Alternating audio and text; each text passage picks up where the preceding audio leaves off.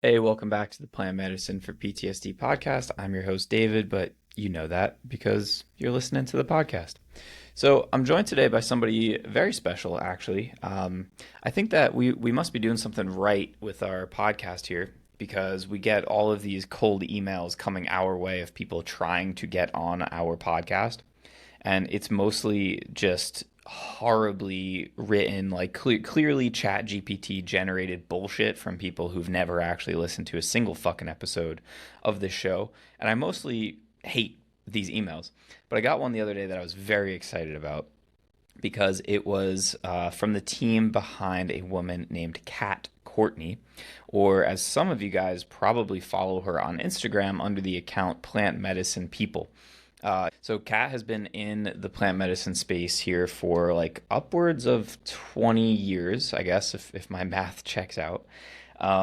Spent a lot of time working with ayahuasca and Huachuma in the Shipibo tradition, as well as, you know what, I meant to ask her about this because she kept saying some word like Quechua Manista that I am not familiar with. I know that there's like the Quechua people, there's obviously multiple different indigenous peoples in Peru, the Shipibo just being one of them. But the moral of the story, she is a wealth of knowledge when it comes to ayahuasca, and we specifically talked a lot about plant medicine dietas in this episode.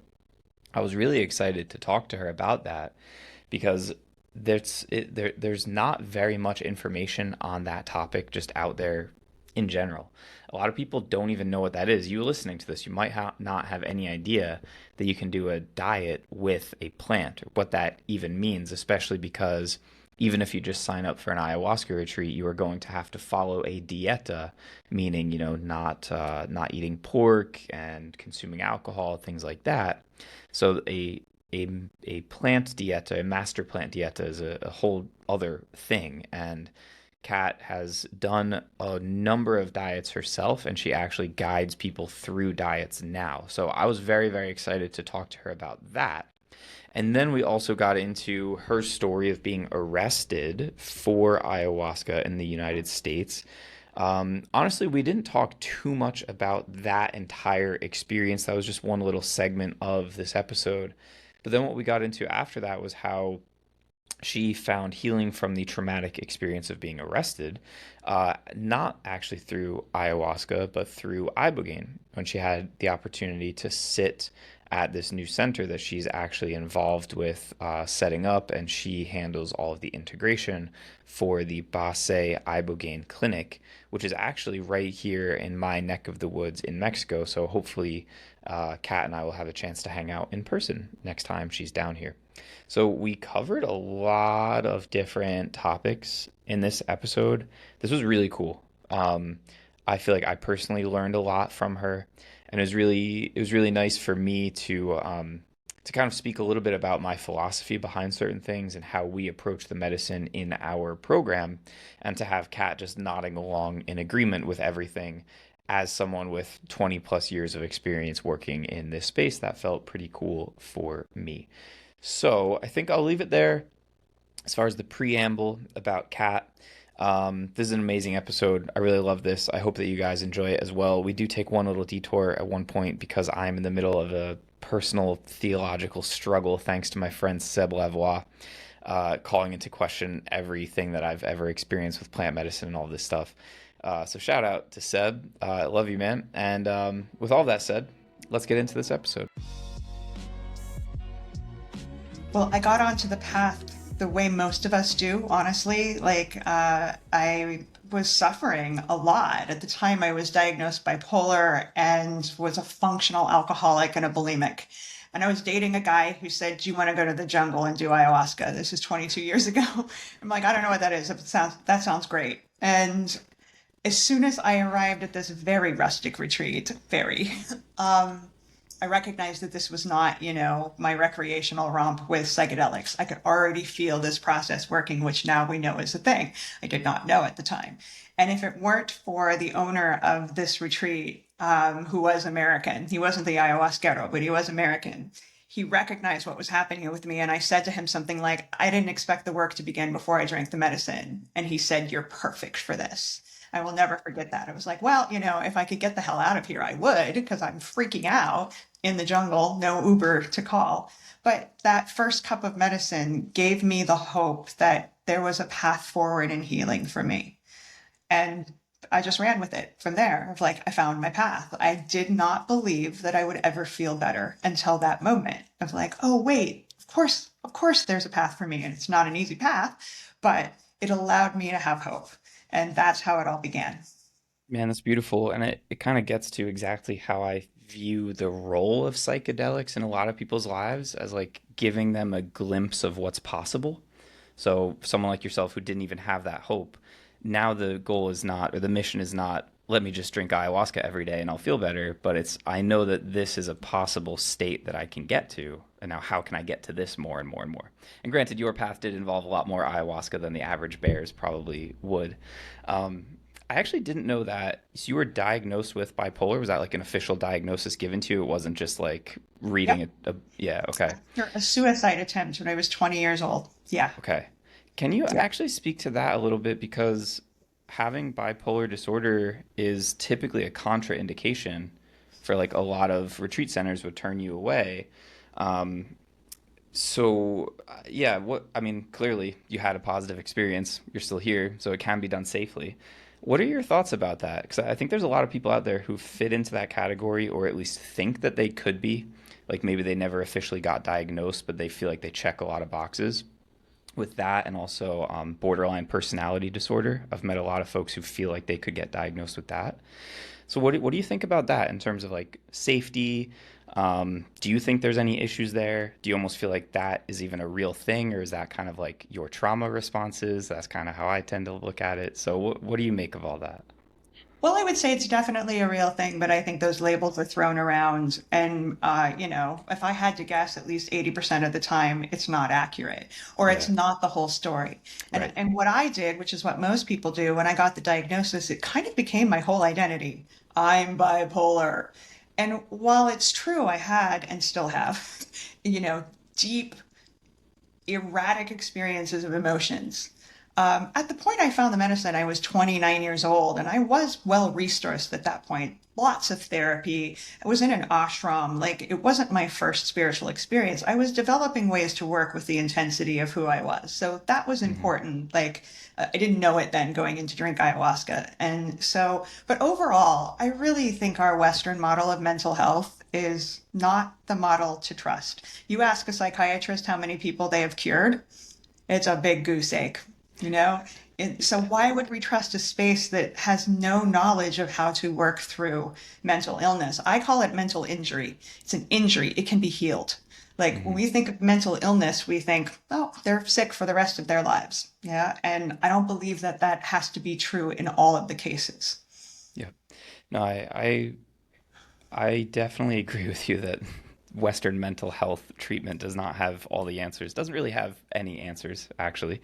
Um, and yeah, in my experience, at least, the folks that we've met, that we've worked with, a lot of times it's a genuine question of like, okay, do I actually have this condition? Is this some sort of, I don't know, genetic disorder that I was born with? Is this like a real thing that would exist in a vacuum?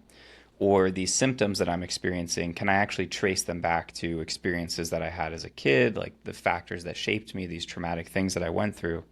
And I think you're spot on. When somebody gets that label, that becomes their whole identity. Even if they don't have the label, it's like, well, I have these ups and downs. Like that just kind of becomes the story that we accept about ourselves. And science is discovering more and more on like a neurological level how psychedelics actually work on our brain.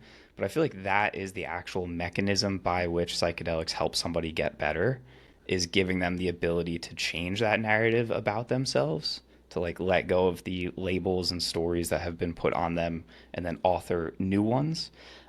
I'm curious what you think about that actually before we dive into the dietas and everything. What I just shared about like my proposed mechanism, if you will, with your own experience, and I'm sure you've worked with a lot of people. What do you make of that? Like, what do you think is actually going on there? Like, why do psychedelics actually help people feel better? The piece that you're naming around personal identity, the stories that we tell ourselves, I mean, it's huge and not just consciously, Mm, subconsciously. Yeah. Like what was imprinted on us as our identity was forming by our surroundings, our family. And we're often not even conscious of how deep those stories of limitation, of brokenness, all of that goes. And so that's one of the amazing factors with plant medicines is they bring those things to the surface. I Yeah. remember that with ayahuasca early on. She's like, you realize you walk in the world believing you are totally broken. Like, oh, ew. Like, Yeah, it's probably not and is ideal. that, yeah, and is that true? No, it was never Yeah. true. And it Yeah. gave me an opportunity to create a new way of identifying. It's like, Oh no, man. I'm not going to believe that anymore. Kat, do you have any children? I don't. I raised a Okay. stepson, but no Okay. birth. Okay. Hmm. Okay. I mean, raising a kid, that counts. Yeah. Um, the only reason I ask, literally this morning, so our daughter is like 2 years and three-ish months old. And this morning she needed to pour her own glass of milk.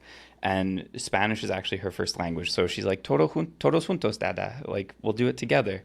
And she's like, dos manos, no se cayó. Like, two hands, don't drop it. And I just like looked at my wife and I was like, I could literally hear the voice of our nanny saying that to her. And then that's her inner monologue as she's doing something. She's literally repeating what she has internalized our nanny saying. And I looked at my wife and I was like, damn, like we talk about with our clients all the time, like looking at these negative voices in your head, and can you identify where that actually came from? Because it's almost never your voice, right? It's your mom's voice or some authority figure or something that you heard one time that stuck with you. It's having kids is so crazy because you can see all of these things happening in real time of like where my daughter's inner monologue is coming from, and it's obviously our nanny's amazing, but man, I could just like see in real time how somebody gets fucked up by hearing horrible things from authority figures in their life, just as I'm watching my daughter repeat verbatim the things that her nanny told her about like how to pour a glass of milk, you know? So I don't know. It's just on my mind this morning. It's just so obvious. And yeah, but not like it's obvious Like, when you see it, right? yes, that's true. And then we realize how, impressionable we were as kids too. And that these voices that are in any way, what ayahuasca has taught me is if that voice is critical or limiting, like, can we at least pause and say, wait, is this true? Do we really want to believe this? Or is it something we've been operating and assuming it's true? Yeah. And most of us aren't even given that opportunity to pause and to look at that voice through an objective lens. And that's one of the neuroplasticity features of plant medicines, right? This capacity to expand and go, hold on a second, am I broken? Do I believe the critic in my head? Because up until ayahuasca, that critic was speaking nothing but truth. That's what I believed. And Right. she made me responsible for that of like, hey, we can change that into the voice of a cheerleader if you Yep. want, if Yep. you're willing to do that, Yep. which awesome. Well, the if you're willing to do that part is interesting too, because yeah, ideally the plant medicine is giving us more agency, not less, but also that's hard and scary. And like, if I'm responsible for all of my shit, then I'm the only person who's gonna solve it, and that's a difficult thing to wrap your head around too for some people. Yeah. So, all right, so you drank the medicine first. You said you were 29 years old. Yeah. Yeah. Okay, and you're like 34, 35 now. So, Yes, um, sure. 51 in a couple months. so how did you go from just being like that participant to, I mean, I don't even know how you classify yourself now. You're the plant medicine person, according to your Instagram name. So, like, where did this journey take you of like getting into actually serving medicine and apprenticing with different maestros? How did we go from just participant to like actively involved in this world? I'm still kind of in awe that it happened because I still remember being that girl watching the first amazing maestro that I sat with and thinking, could a white girl from Montana ever learn how to do that? Like, and it took me a couple years to even give myself permission to say it out loud, like that it was in my heart. And it took me a lot longer to even develop the self confidence to say that, yes, that was possible.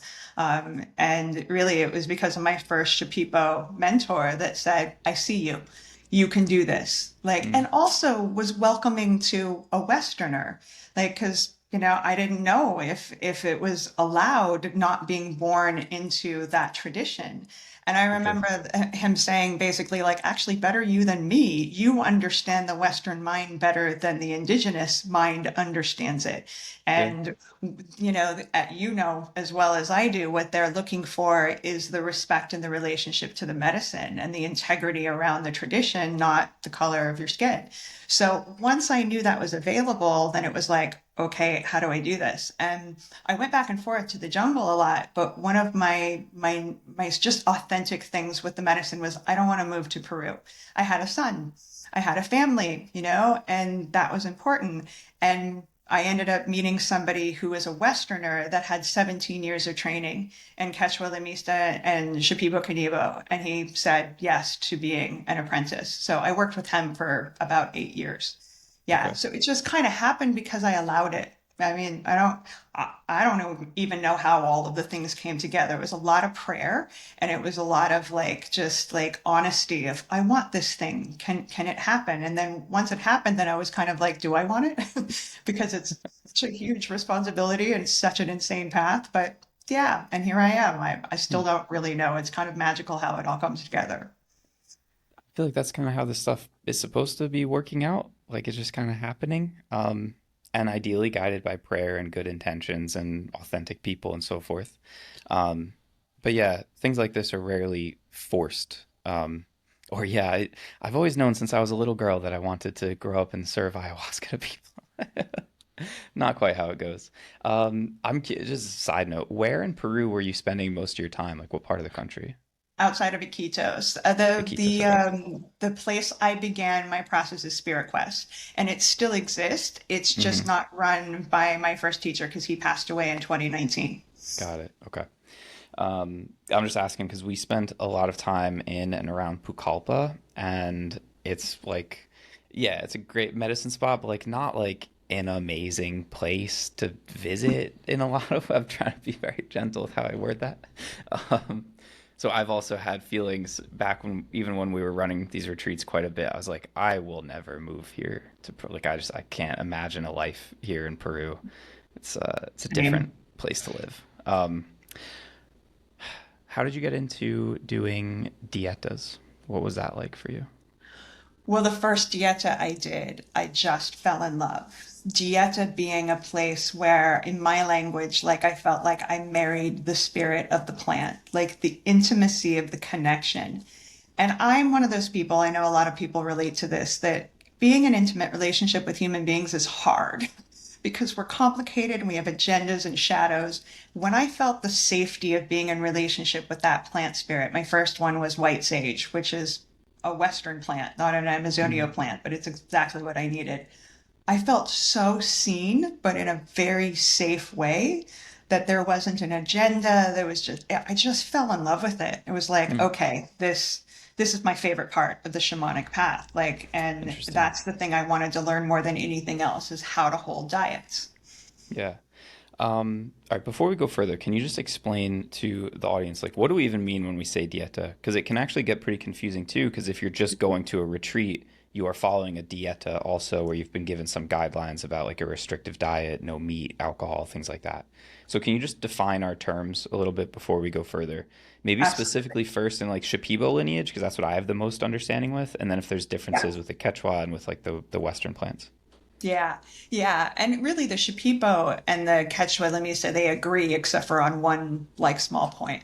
So Okay. essentially what it is, the people that develop this process live in amongst thousands of species of plants and they recognize, well, these beings have consciousness, very obviously, but the consciousness is different than ours. And so the process, the restrictions, the protocol is essentially stripping away distractions and things that we as humans do inadvertently that might block our ability to connect with spirit. Because as I said, like I consider a master planty as a marriage between that human and that plant spirit for that period of time. Hmm. And so there are a lot of sacrifices and restrictions, and it is like any relationship, a lot of work to really lean in and connect and to process what is reflected. To me, it's like an elongated ceremony experience. It's just as profound. It might not be with a plant that's going to be psychedelic, but the depth that these beings have to really bring us into different states of consciousness and to reflect how we're walking in the world. It's really remarkable. So we follow, a very similar diet that we follow when we prepare for ayahuasca or Huachuma. But and the additional component is working with this plant that we bring into our lives, at least a few times a day.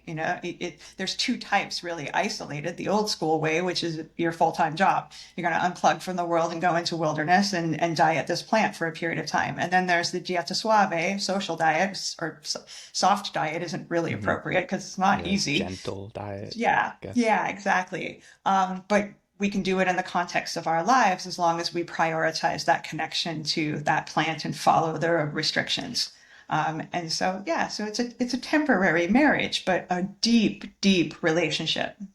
Because I've never even really heard of this or considered this, like the dieta suave that you're describing, where you're still like living your fairly normal life, right? Yeah. What are the restrictions that are still in place there? Like, what does that look like for you? So you're going to follow the diet as you would in terms of physical Okay. consumption. Okay, so that's So all the same. little to no Got it. salt and sugar and alcohol and Got it. spice and Got it. fried Okay. foods and like all of that.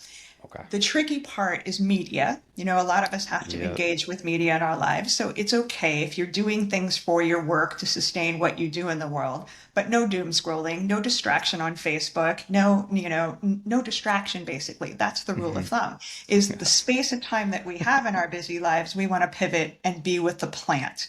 And man, it's always confronting how distracted we are.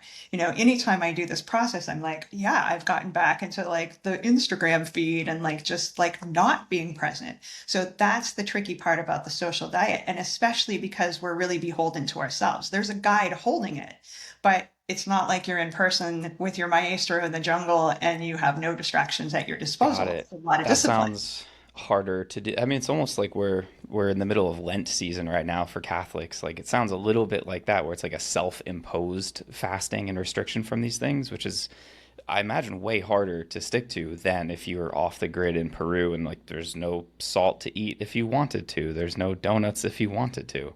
So you're like face to face with the temptations. That sounds very difficult, actually. Um, and yeah, fasting from the distractions, I feel like that's the root of like all of our problems. There's a quote I always think of from Blaise Pascal. It's something like all of humanity's problems arise because people cannot sit quietly in a dark room and do nothing, or something like that. I It's like love that quote. all of our fucking problems are stemming from that. Okay, so your first experience was actually one of those, not one of the like off the grid in the jungle dietas. That's right. Yeah. Okay, My got first it. experience. So I was around people who were dieting in the jungle, but it just wasn't the right time for me. Right. And my first was with my teacher, and it was a year-long social diet. Actually, that's not true. Wow. My first was 9 months, but I messed it up, and I was going through a divorce, and like I just couldn't drop in. And my second one, he's like, "You've got to commit to a year." That's not normal, mind That's you. Most crazy. people Yeah. don't do that. But I was on the path, and I was a mess, honestly. Divorce, relapse in bulimia, just in a really tough place. And he's like, you're gonna do this for a year and you're gonna do it right. And I did. I found my discipline. I found my groove with it, and it absolutely changed my life. And so that's why I'm like, okay, this process, I love it. I feel like all of that, minus the actual plant that you are dieting, would be sufficient to change your life. Just like that amount of discipline and structure with the distractions and the food and the media and where your mind is going. And then you layer in the connection to the plant. It's funny, we just had a group call earlier today for our microdosing program. And the way it's structured, people are just starting to actually microdose now around like week 3 of working with us. And we're talking about intention setting and how we're, communicating with the medicine, asking it for things, asking it to teach us things. But we reiterated the point that like if you're asking somebody a question, well, now it's your turn to shut up and listen to what it has to tell you. And that's why we started 2, 3 weeks ago with working on everybody's screen time and cutting out social media and scrolling and drinking less coffee and spending more time just like journaling and meditating to cultivate that space within you where you could be quiet enough to hear what the plant or what the medicine is saying to you. And that's kind of my understanding of the dietas also, is like we're trying to quiet down our internal environment enough that we can hear the spirit of this plant. And I feel like, some spirits maybe speak louder than others.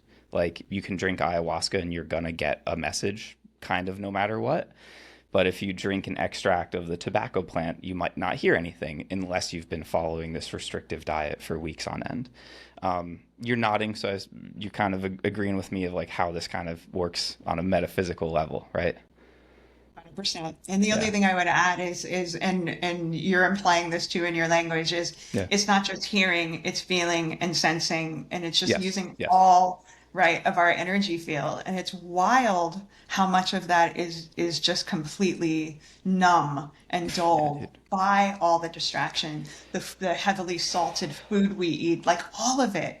We know a lot of it's toxic. I don't think we often realize how much of our consciousness is impacted by all of those distractions and just a lack of being intentional. So the Yeah. diet, like, it brings us back into that everything being an intentional. What are you putting into your body? What are you doing with every minute of your day? And most of us get sucked into a vortex of distraction, distraction. Ayahuasca calls it a DBE, a distraction based existence. And she's on me all the time as you're back to a Yeah, dude. DBE.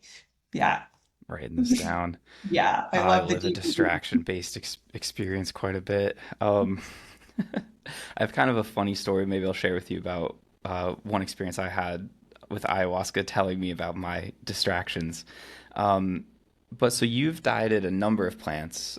You were telling me a little bit about this before. They included a lot that I can't spell or pronounce. So we don't have to go through an exhaustive list. But can you speak a little bit to the different effects? Because I've heard people talk about it almost as if you can kind of pair one to one, like this problem you're experiencing in your life, here's the plant you should diet. Or even like my maestros, we brought someone down for a dieta to cure his asthma, which worked. He hated it while he was in it. Shout out to you, James, if you're listening. I love you, man. But it works. He's like cured of asthma. And it's so funny because he fucking hated it while he was doing it, like so much. And he's like, this is bullshit. This isn't working. This is stupid. I don't want to be here. Like all this stuff. So talk to me about the different effects and like indications, if you will, of like how someone would choose one medicine over another. Yeah, I mean, I completely concur. There's the joke in the tech space, right? That there's an app for that, whatever you're looking for. Yeah. There's a plant for that. Yeah. Whatever we're seeking to understand, to heal, to experience, there's multiple plants for that. And so, a lot of people address it on the physical. They're dealing with asthma. They're like, I have a client that just recently went down to the jungle and dieted a couple of plants because she had cervical cancer. And she just went to the doctor and got remission status. And Wow. everyone's like, what the heck? That's incredible. Miracles can happen. Like, there are Yeah. plants that the indigenous people have known for a long time have this capacity to help us in these ways. But there's also the whole host of like emotional components, like plants that, let's say, bring confidence, more like self-love, like Bovenzana, is like probably the most well-known Amazonian plant outside of ayahuasca now. And Yeah. she's all about heart opening and bringing more compassion and love to ourselves, which who doesn't need that? And it's remarkable to be in that portal with this plant and to feel that happening. It's one thing for people to say, oh, this is what she does. But then you're like, wait, it's happening. Like your friend, oh, I don't believe in this. And then, you can't argue with the results. And so, yeah, there's plants that address, I think, really anything that ails us. And so that's part of what the guide does. The person who holds the diet is to help align the plant with whatever the person is really working with. How is somebody supposed to figure any of this out? Like, you're the only other person I've seen online, like talking about dietas and like hosting groups for dietas and stuff. How is a normal person supposed to have any idea of like what plant to diet or how to go about this? Like, I feel like this is really not accessible to most of us. Yeah, it's what I did to supplement my knowledge of this is I studied for 2 years with a master herbalist and went Mm. through a really extensive program of understanding plants, not just in an energetic and a spiritual way, but also medicinal. So because I knew I wanted to do this work with diets, and so I do everything I can to understand the language and the magic of plants. I'm actually writing a book that's like the Encyclopedia of Master Plants because it doesn't Sweet. exist. People ask that all the Yes. time. Yeah. Where can I get a description? Yeah. And there's not a lot out there. So I'm like trying to put this together because I'm super excited by how many people are called to do this process. Because I think no matter what plant we work with, we're working to heal this wound of disconnection from nature. That is another pretty huge problem to solve in our culture. Yeah. And just to realize that we can be in relationship with nature in a super profound way. So yeah, I'm just trying to make it more accessible to people and to give more like information because there's not a lot out there right now. Yeah, I love that, and thank you for writing that book. So now I'll have somewhere to point people towards when they ask me these questions because I don't have good answers for it. Um, you described the dieta experience like being married to the plant. Is that a you thing, or is that like something you picked up from your maestros? 'Cause I've never heard that terminology before. That's a me thing. I mean, it's Okay, not a me thing. My maestro definitely owned it's a relationship, right? Like, no sure, doubt. sure, yeah, I use the labels of marriage because then it's also then easier to say, okay, what is it when I drink rose tea at the end of a hard day? Well, you're having a date with her. You're okay, connecting with her. But a sure, diet is like, I'm committed. I'm all in. I'm going to do everything I can to connect with you, which the best okay. that we have, the context is a marriage. Yeah. Okay, sure. Maybe I just balked at that because like the tobacco is like the grandfather spirit. I'm like, I don't know if I'm getting married to this thing right now. Think of it But just in terms of the mergence, sure, like the depth sure, of the intimacy. That's what I'm trying to communicate with that. sure. Okay, I'm with you on that. So how would somebody start with this? Or rather, I should say, should somebody start with this? Do you feel like somebody ought to just do like a regular ayahuasca retreat first and then do this? Do you feel like there's almost like a hierarchy where like you're graduating from one thing to the next? Like a lot of people think what I did is silly to start with a tobacco dieta and like you should do other plants. Like, what do you think about all that? I really think that it's a matter of the calling and just kind of following how our path unfolds. I certainly was never taught by any of my teachers that there is an order to things. Yeah. Yeah. That's like a lovely thing our minds like to think, a to-do list. I start here and then Mm-hmm. I go here. And that's just Totally. not how the shamanic path works, right? So I have lots of clients who have done a master plant diet before they've sat with a psychedelic medicine. And then I have people Okay, who have cool. come to my in-person diets and it's their first time sitting with the medicine while being on a diet. Now, granted, I will choose very carefully what plant they will be working with. There's plenty of, especially big Amazonian plants we're not going to work with out of the gate. But there's lots of plants that are great for people who are new to making that connection, that relationship. Why is that? Why would you not choose some out of the gate? Yeah, good question. Well, first, the physicality of it. Some of the plants are very intense physically. Okay. Example, like a plant called Ayauma, one of the trees that you go into convulsions and like it resets your nervous system, but it's very physical and somatic. Yeah. No, Yeah. I wouldn't, suggest anybody start there.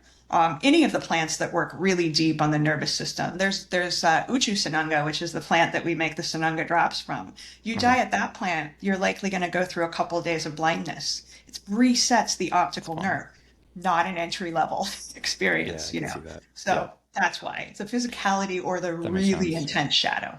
Yeah, that makes sense. It's funny you bring up the tree, right? That can cause these convulsions. Um, I'm just about to start running our flow state retreats. So we do jujitsu combined with microdosing, temescal, breathwork, that kind of thing.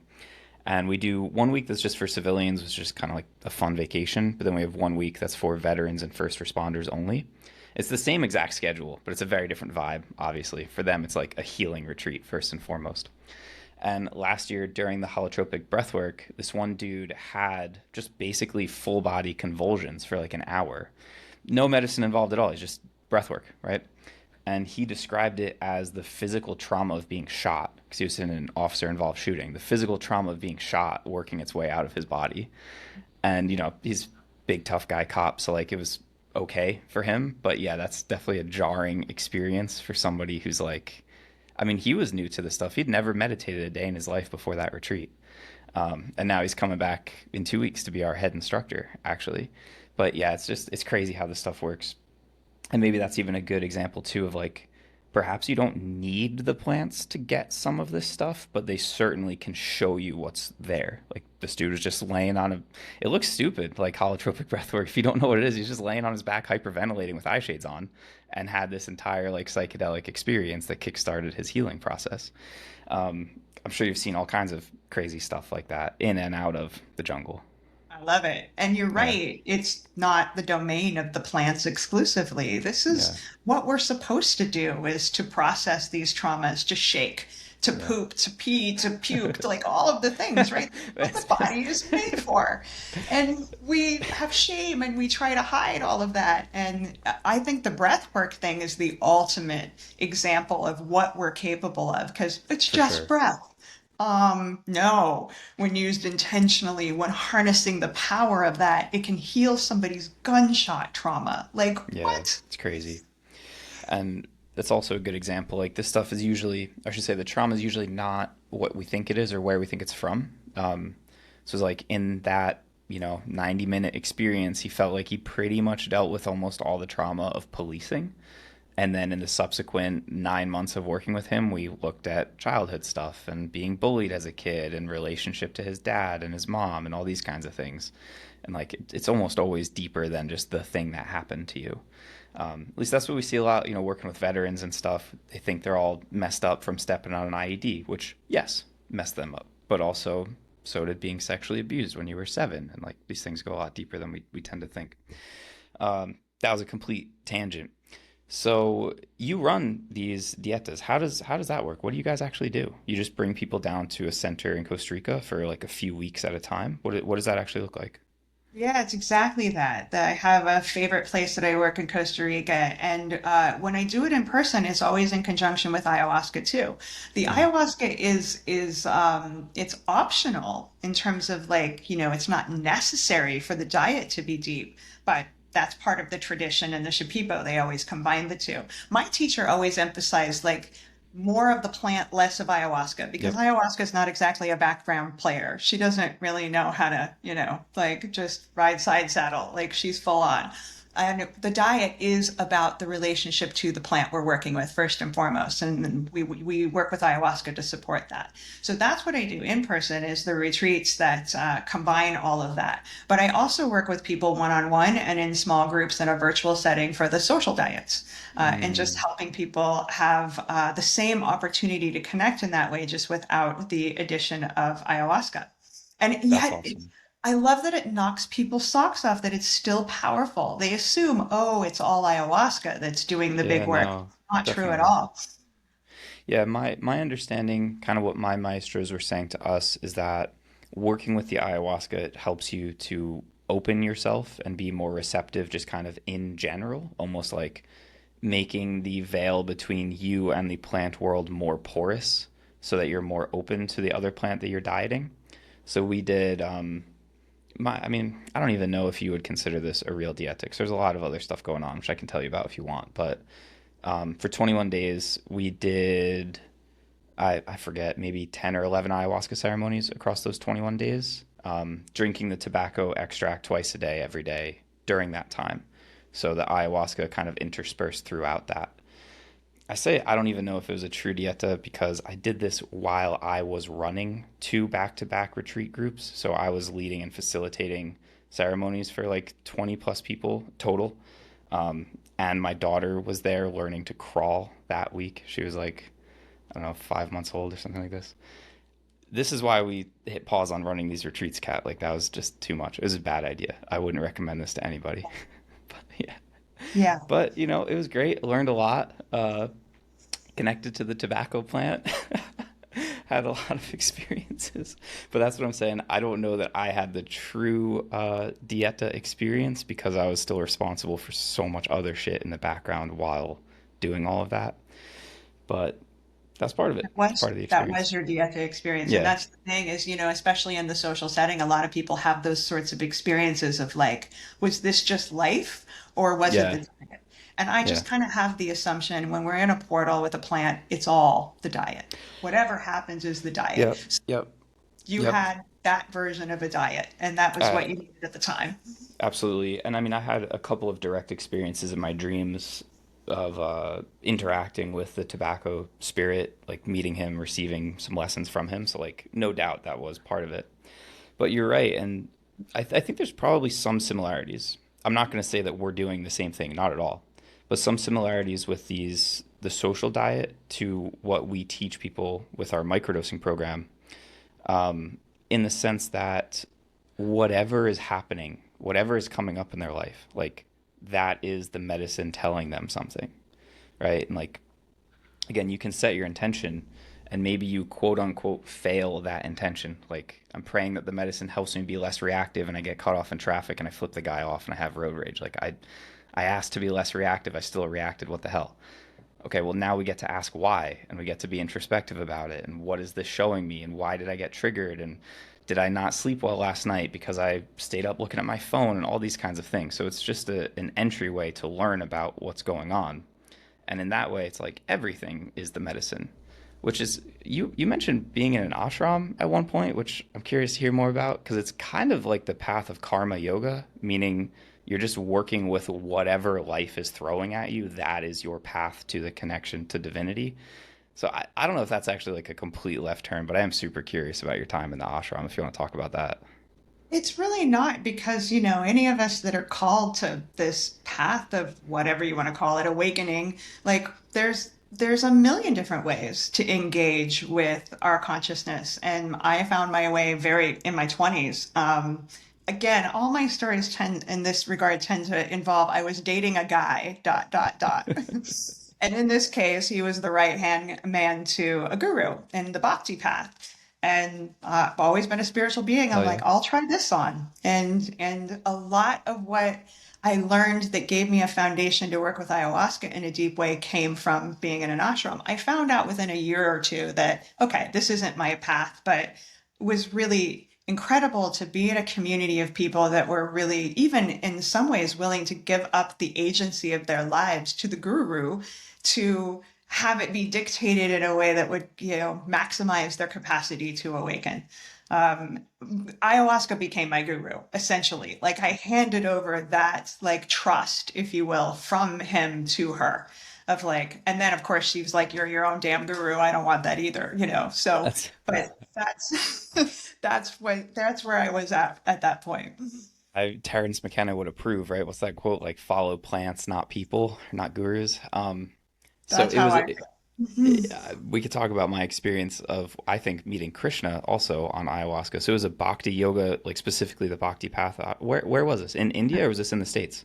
No, it's in the States. It was in Southern California, in Laguna Beach. Yeah. Oh yeah, that sounds about Yeah. right. Yeah.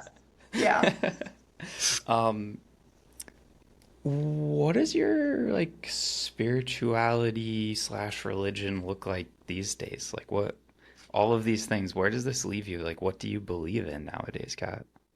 Well, I believe that all religions and traditions have their own way of pointing to the same truth, Sure. at least in the purity of the Yeah. foundation, right? And so, my religion is nature, like is being in relationship with nature and spirit. I grew up Catholic, and so I had that as a foundation for better or for worse. And I loved it. I loved being Catholic when I was a kid, but it's because I was hungry for being part of a tradition. I was hungry for really being in relationship with spirit. And what I love about when I found shamanism is there isn't dogma. There isn't Yeah. like you get to remove the middleman. You get to have Yeah. your own experience of God. And my shaman never told me that my experience was wrong. Like Yeah. Yeah, for it's going to sure. be deeply personal, which it's supposed to be. So yeah, that's All that's right, where I'm at now. we're entering the purely selfish portion of the show where I try to sort out the shit going on in my mind by asking smart people questions. We'll get back to the actual regularly scheduled programming after this, but uh, all right, a Catholic might say that any pagan god or deity is demonic, right? And I know people who believe that ayahuasca is demonic. I have a very good friend that I respect who's like an Orthodox Catholic right now, and he's been teaching me a lot of stuff about this, and it's very interesting. I've had a lot of experiences recently. Had one mushroom journey the entire time on 5 grams of mushrooms. I just saw Christ on the cross in front of me, and I was like, I guess I'll go learn about Jesus now. Like I was raised Jewish, would call myself like a bhakti yoga practitioner for the last decade, and then I have this experience. I'm like, okay, mushrooms, I guess I'll go this direction now. But he would tell me that all this shit is demonic, and like the breathwork is demonic, and the Temescal is demonic, and like this is a dude who's done this stuff in the past too. So I don't know. How do you? What would your response be to something like that? Because I think there's a lot of people out there, whether or not they would straight up say ayahuasca is demonic, they would at least be wary that you're opening yourself up to be influenced by things that are potentially negative. You know, I asked my maestro once, I was like, hey, if we believe that ayahuasca is a positive spirit, doesn't that imply the existence of negative entities that would harm us? And he looked at me like I was a fucking idiot, and he's like, yeah, of course. And I was like, well, how do we protect ourselves from that? And again, he looked at me like, have I taught you nothing? Maybe you've experienced this with the Shipibo. They're like so straightforward that our American mind perceives it as like rude. So he That looked at me. Go ahead. that piece right there. I mean, that's why I sought out a Western teacher that was trained by the Shipibo because I needed my mind Yeah, to be dude. understood. Yeah. A Yeah. hundred So percent. Yeah. Noah just looked at me like, you're an idiot, and have you learned nothing? Like, how have I failed so much as a teacher? Like, the fuck's wrong with you? He's like, yeah, that's why we have our agua de Florida and our pipe to protect us from that. Like, you fucking idiot. Look at And your I was altar. like, sorry, dude. Sorry. But all right, so what would you say to those people who are like, hey, at a minimum, you're opening yourself up to this influence. Worst case scenario, straight up demonic. The experience I had with Krishna was a demon perceiving me by manifesting as light. Like, what would you make of all that? I make of it that ayahuasca is just a mirror for the totality of duality. And she doesn't apologize for the fact that there are experiences that we label as evil Sure. and there are experiences that we label as divine. It's all divine. It's just there's some energies that are much more easy to work with than others. So the perspective that ayahuasca is evil is an absolutely valid one, but it's only a slice of the pie in terms of what it is that she reflects. And I think it's just a matter of where we're at in our relationship with God, with Source. Like, how do we reconcile that a seemingly benevolent source created the world that we live in, and there's so much darkness and there's so much, what most people would call evil? Like, it's just a nature of our consciousness, and ayahuasca is just unapologetic of like, hey, you're in duality consciousness, look at all of this. And so sometimes it does feel evil, I get that, but because she does open us up to be more able to perceive and be in relationship with consciousness, but she herself is definitely not evil. Will she show the evil within us? Heck yeah. Yeah. I think people that have that wounding are still working through their own relationship with their shadow. The part of them, the expression I have is there's a Mother Teresa and a Hitler in all of us. We have it all. All of us are the sum total of consciousness. And so just to say ayahuasca is evil is also just deflecting from, hey, what about my darkness? What about like that piece that could be a serial killer in a different set and setting? Like, none of us are Yeah. immune to that. Yeah. Yeah, and that I mean, it's definitely in line with my experiences, especially the tobacco dieta kind of showed me a lot of the darkness or shadows or negativity that could be within me, and like how that could ruin my life basically if I like let that stuff kind of come to the forefront and take charge. Yeah, I don't disagree with anything that you just shared. Um, it's been fucking with me. Seb, in Oh, she case said you're, that. what's that? I mean, these energies mess with us big time. That's part of the point. I mean, the ayahuasca is a trickster energy. For sure. She works with and so it's very easy then to feel that that is evil, to feel that is dangerous because it is dangerous because she's messing with our egoic limitations, and it is dangerous to our ego. That's like, don't mess with my worldview because we're so comfortable with what we know, with what is familiar. And so I get why people think she's dangerous. She is, but in the way that excites me of like, yeah, blow up my limited viewpoint, show me my shadow. But it's not easy. And that's important to understand. It's not for everyone, right? Like this path is for those of us really called to work in this intense way, but it's not the only way to awaken. Thank goodness. It's For a sure. fast track and it's a certain flavor of it, but it doesn't have to be for everyone. For sure. So how do you keep yourself safe, Kat? How do you mitigate this? What's your spiritual hygiene look like, especially like working with so many people and taking things on perhaps from other people? How do you manage that for yourself? I have so that diet with white sage, that's why it was so life-changing. Sage is a protector. Like, Mm. and so sage taught me it's, like how the plants always teach in a very experiential, energetic way, but this place inside of me that it's like in the Matrix when Neo walks through a wall of Mhm. bullets and just holds up his hand. I found that place inside of me, that sovereignty that's like, no, I will not allow this to infiltrate. And it's from a foundation of self love. It has to be.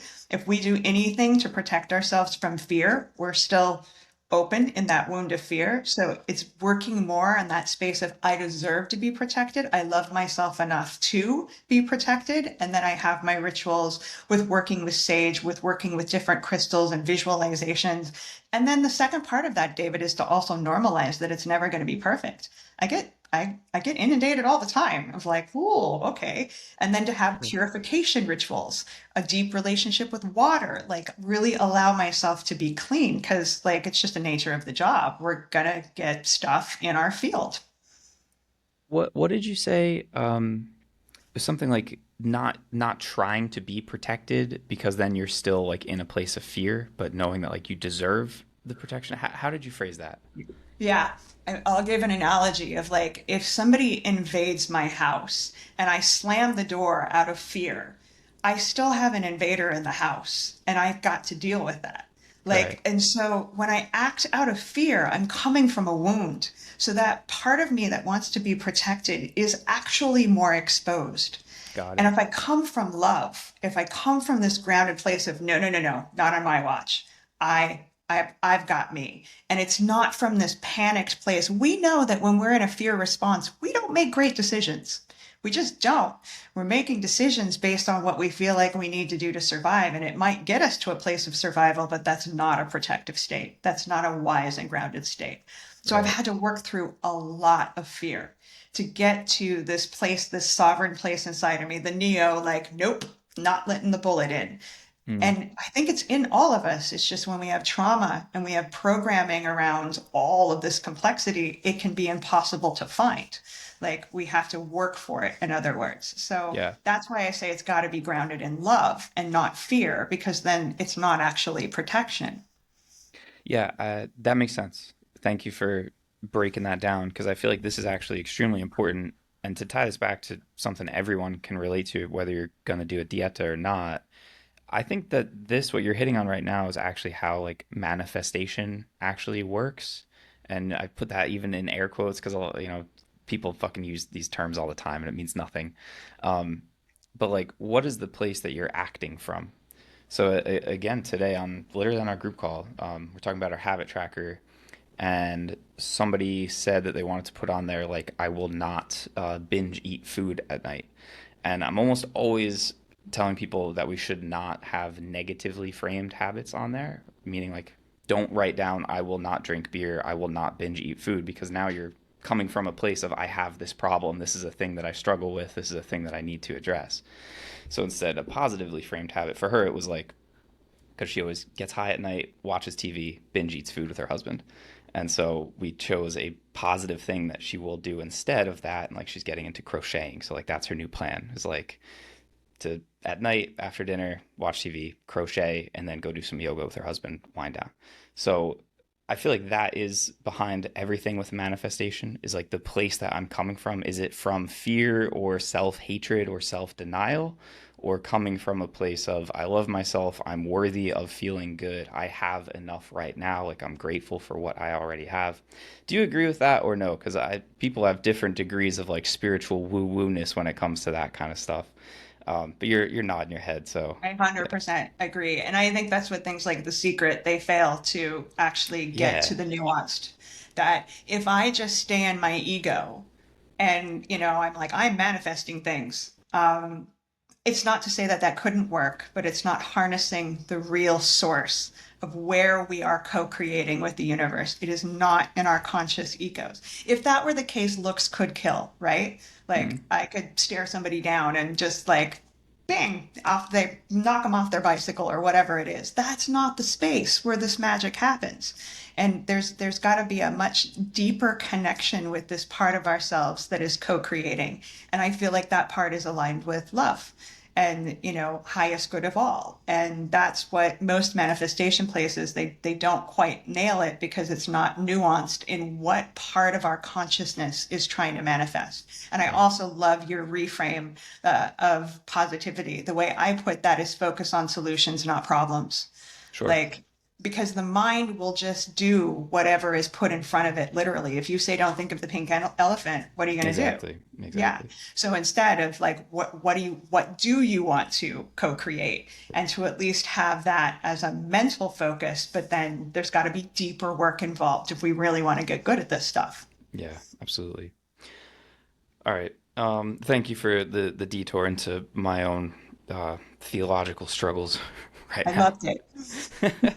Um, so let's proceed with our story a little bit, because you had an experience of the world not acting from a place of love and compassion. So talk to us about this legal little hiccup that you ran into a little while back.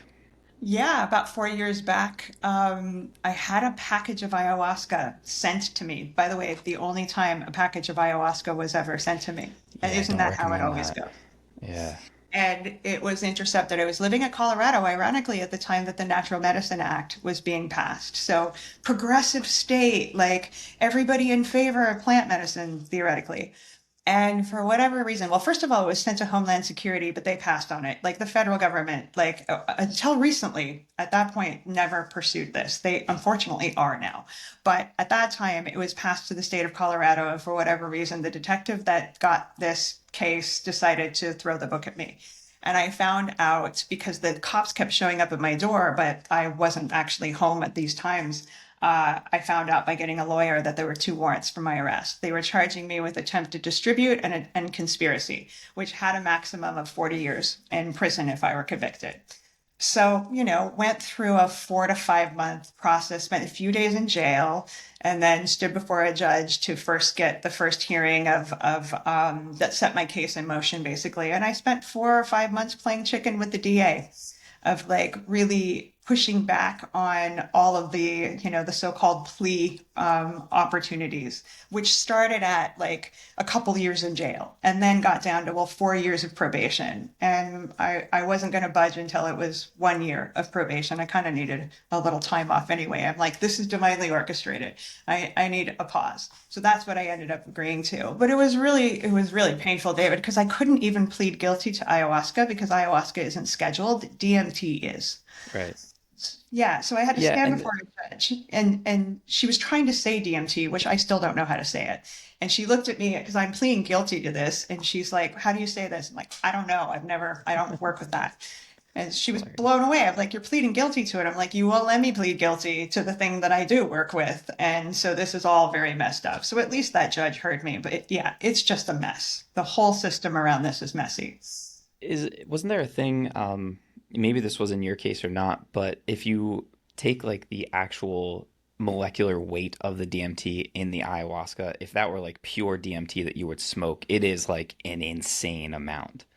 And that's kind of how they tried to convict you based on like the grams of DMT in it. Was that how they did that? Yeah, it's really twisted with this too. What they do is they weigh the entire package Okay. and they say all of it's DMT. So it's like Yeah, 4 okay, pounds. that's fucking insane, dude. So I remember standing at the first hearing, and That's I'm in insane. jail and they're putting up on the screen like how many pounds of DMT, and I'm like, no, no, Yeah, no, it's she like was maybe. distributing 12 million doses worth Yeah, of DMT. that's what the prosecutor was trying to pass off. Yeah, Like, and I'm like, no, no, no, no, that's like grams, not pounds. And that's insane. even that was like, that's just standard protocol. That's what they do. And it's not even accurate, even remotely, but I was being charged with 4 pounds of DMT. Fuck, damn, that's crazy. Uh, how was this packaged? Was it like a paste that you would like rehydrate allegedly? If this Yeah, actually, so the yeah, pictures of it that I saw, it was like the paste, exactly. okay, Yeah. that is a good amount of ayahuasca. Well, Yeah. it really wasn't because they were weighing it was in some big Oh, they plastic weighed like the bag. box that it was They were in? weighing the box. They Oh, were that's a weighing it. It was ripoff. really well wrapped. They had all of it in a picture in the discovery of like all That's this so stuff. stupid. It really wasn't a lot.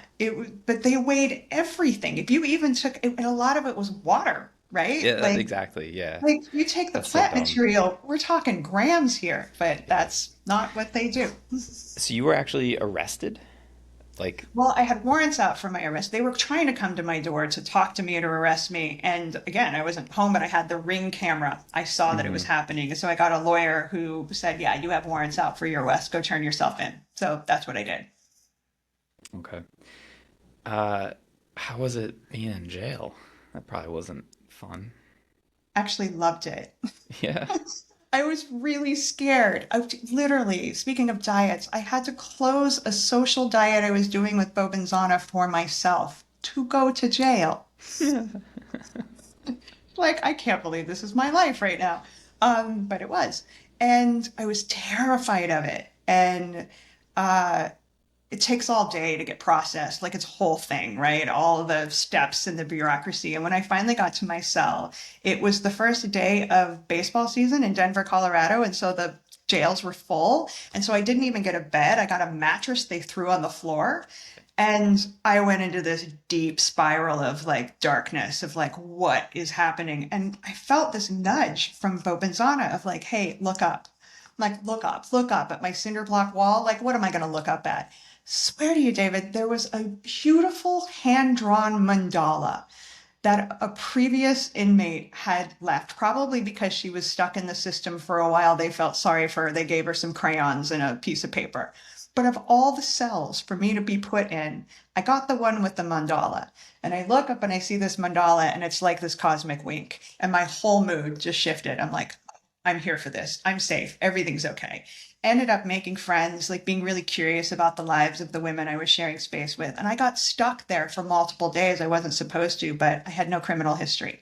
So I got stuck in the system. They literally just lost me, which I know it happened because I needed to demystify my fear of being in jail so that the decisions I made with the case going forward weren't coming from fear. I was like, do I want to go back? No, but I can handle it. Like it wasn't what I thought it was going to be. Yeah, okay. So the whole subsequent journey with the lawyers and the court hearings and the back and forth, you did not feel much fear or anxiety around it at that time? I was still scared of, it was really more just the system is so just stacked to be intimidating, to be mean. Yeah. And I didn't want to go to jail for the rest of my life, but I was really happy I had that experience where I could be like, all right, I could find a space of peace for that. And I didn't actually believe they were going to put me in jail for 40 years, probably a couple of years. Was how it might have played out. That's still a long time, right? But let me put it this way. The level of fear that I experienced was far less than it would have been had I not spent a few days in jail and got to have that experience. Sure. Well, I feel like that is a good representation of so often we build something up in our head to be so much worse than it actually is, and we spend so much time avoiding something. Like that's what shadow work is about to a large degree, is like we spend all this time avoiding things and all this mental effort avoiding things, and when we just confront them, they're not as bad as we thought. Easy for me to say having never been to jail. That's still not great. So the upshot of it in the end, you negotiated with them and you took a deal for 1 year of probation. Correct. Yeah. Okay. Yeah. And this has sort of made you a little bit of like a martyr in the plant medicine world, right? Like this, I remember reading about this and like seeing on Instagram as all this stuff was going on. What's like the, I don't know if you want to call that like the social experience of this, but what has that been like for you, Well, having been the person who went through this?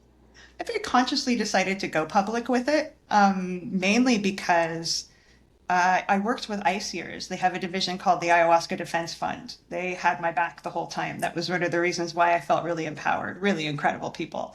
And they were showing me the statistics globally. It's going up and up and up that people are getting arrested for this. Yep. And so I decided, you know what, I'm going to be a public face for this because I want to warn people and to be like, hey, don't be naive just because laws are being passed. Like, actually, people like me are getting arrested more, not less, because we're Hmm. not part of the system.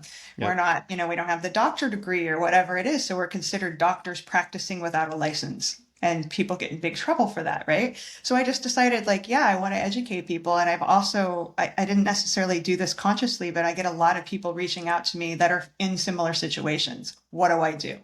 Like, and not that I have all the answers, but I have at least an experience to draw from to say what not to do and like how to, to access the Ayahuasca Defense Fund if you qualify, and like, just to get the support. It just being a voice that says divine justice will prevail one way or another is sometimes what people need. It's what I needed. So yeah, so I'm honored to be public with it because unfortunately I am not alone at all, and I'm happy to help people move through a really scary experience. Yeah, I'll be honest, that factored into me and my wife's decision making when we may or may not have run ayahuasca retreats here in Mexico, and just procuring medicine and making plans and things like that. Like that's a real risk. There have been some shamans who've been arrested here in Mexico too. Um, Man, we started off talking about, authoring your own story and these labels that get put on you and stuff. And you sort of stepped forward and you're like, this is the story that I am going to make out of all of this. And I will be like vocal about it on social media. But I guess you, as you're saying, you were aware of that in real time. Like that was what you were trying to do with that. Yeah, I chose that knowing that I would get what I got, which is a lot of people that are like, oh, you deserve that. That was your recklessness. Like, That's nonsense. everybody's got their opinions. I'm like, bring it on. Like, it's okay. I'm really clear. There were actually really profound lessons, of course, for me. Like, and it was my karma, but not in a sense of being punished. It was really quite complex. So yeah, I was conscious about that, and it's fine. Can we talk about that a little bit more? Because I was wondering what you make of like, why did this happen? Why now? Why these circumstances? Why did this happen to me? Why did it play out the way that it did? Because, it's very easy for us to say in the medicine space, like, everything is unfolding precisely as it's supposed to. And my life is unfolding according to plan. It's very easy to say that when shit's going well, right? But like, if that's true when things are going great, that is equally true when things are quote unquote going poorly or looking bad. So like how do you make sense of I guess the karmic implications of this, or like how this fits into your path, or like why did this happen the way that it did?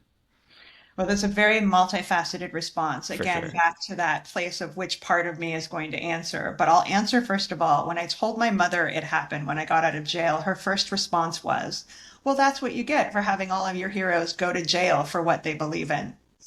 And she was right. She'd known that I've always admired people brave enough to go against the system for the things that they believed in. So that's a deep part of my soul of like, I will fight the good fight. However, that veered into martyrdom too. You used the word just a moment ago. And I had a pretty strong kind of identity around martyrdom at that point. That's why the whole thing happened. I agreed to receive this package because the person that normally did that for me was in breakdown. And ayahuasca used to call me Little Miss Fix It. Oh, I'll fix your problem. Oh, are you having a hard time? I'll do it in a self-sacrificial way. I knew better, David. I knew better. And I went against that better judgment to be a martyr, basically. And so You went to jail for being a people pleaser, Kat. I did. I did. I went to jail for feeling like my value is tied up in fixing other people's problems. And believe me, sitting in jail, I was like, well, is this loud enough now, Kat? Are you going to get it now? Are you going to stop being self-sacrificial? Damn, So dude. I got the message, I think, so Yeah, far. so for all of my clients out there listening to this, when we say the medicine will have an answer for you in a way that you could never anticipate and you might not like, look at Kat's Let story. this be a lesson for it. Yes. That's Amen. crazy. That's so crazy. When did the dust settle on all of this? 'Cause this happened, you were arrested, well, it was like 4 years ago or so? Yeah, 2022. So 2023, I was off probation and I thought, yay, it's behind me. But for whatever reason, so I found out there's 18 branches of Homeland Security, one of them being TSA. And for whatever reason, TSA systems never updated. And so every time I left the country and came back through, it was on their system that I was on probation, even though that wasn't true. They would detain me and threaten me and go through my luggage and like just awful. So that happened for a year and a half. So I'm just now recovering because that I lived with this like black cloud of still being treated in this way, even though it wasn't true. I paid my dues. And then Yeah, that finally it updated and it's not happening anymore. that almost sounds worse to go through It was. than, yeah, yeah, because there's so much uncertainty and like anxiety of like, is this going to happen to me this time? It happened And every time. It happened every yeah, time. Yeah. that's Yeah. It crazy. was worse. There is something, it's an interesting feeling having TSA searching your bags when you know damn well you have nothing illegal there and perhaps allegedly you have in the past. So you're like, go ahead, search it. You'll find nothing. Uh, but not great to just be confronted with that every single time that you travel. And so No, but they was, want to find something, right? oh yeah, oh yeah, They're dude. like disappointed and going through every little thing. And it got to the point I just had a little carry on and a couple of changes of clothes, like Uh-huh. nothing, but still. And just, what do you do for a living? And why were you Yeah, traveling? And like, it was just yeah. awful. Yeah. I had two pipes confiscated from me, handmade pipes by my maestro. Because one of them was a hummingbird and it had like a long pointy beak and they were like, "Oh, you could hold this in your hand and stab someone with it." I'm like, "What the fuck are you guys talking about? Stop." There's a small airport in Mexico City, not the main airport. There's a small other one that is it's run by the army. And so there's like 1,000 National Guard soldiers there, and I think they all just feel the need to justify their presence, so they just had to find something with each person that they searched. Like they had to find something to make you throw it away. That sucked. Um, so I know that you had this whole experience that you've been sharing about, and then this kind of launched you into the path that you're on now, more or less, with the Ibogaine. But I'm a little bit confused because as you shared about this, it sounded like the actual court case and navigating all that was not that stressful. Like you were pretty even keeled about it. But then you told me like you kind of needed a nervous system reset afterwards. You needed this healing afterwards. So before we talk about the Ibogaine, like what needed healing after that? Like why did this mess with you, or what aspect of it messed with you? It still messes with me. It wasn't the personal experience that I had. It's the reality that we live in a world that is, just for lack of a better term, really unjust. That literally people that, and this isn't really me because I had the privilege of a great lawyer and a year probation, whatever, but that we live in a world where there are people in prison for ganja, for marijuana. Like there are people that all over the world, there have been people executed for Yeah. plant medicines. And it's like, I always knew that was true, but to have the personal experience of it, it just rocked me of like, oh, this hurts. And it really hurts to think of all the people that didn't get to do a year of probation, that lost their freedom or their lives because they just wanted to work with plants, for a lot of us, just for healing. We just want to feel better in our bodies. And instead, the system treats us like we are, criminals. So that's the piece. And it's still something I work with of just like, gosh, it's painful.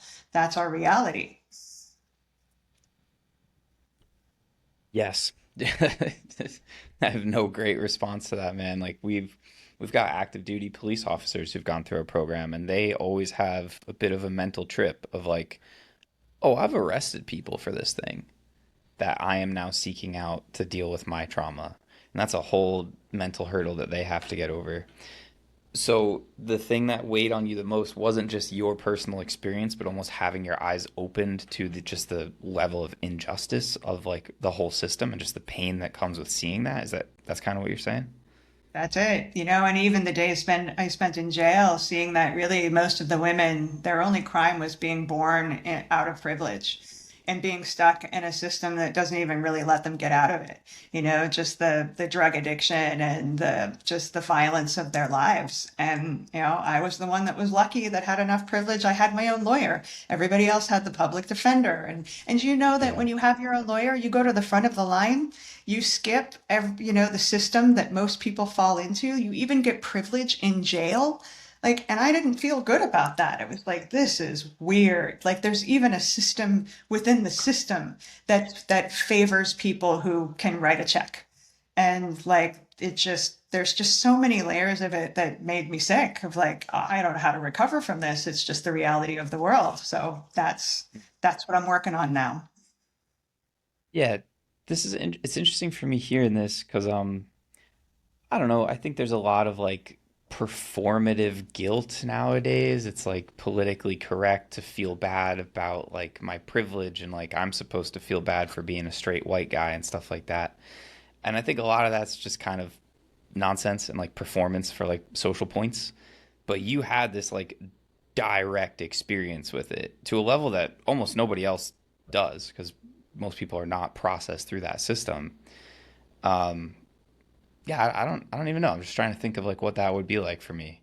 Yeah, that's fucking crazy that you had this experience. And this is not at all what I was expecting you to say. I figured it would just be like really traumatic and stressful dealing with the lawyers and the court case and all this kind of stuff.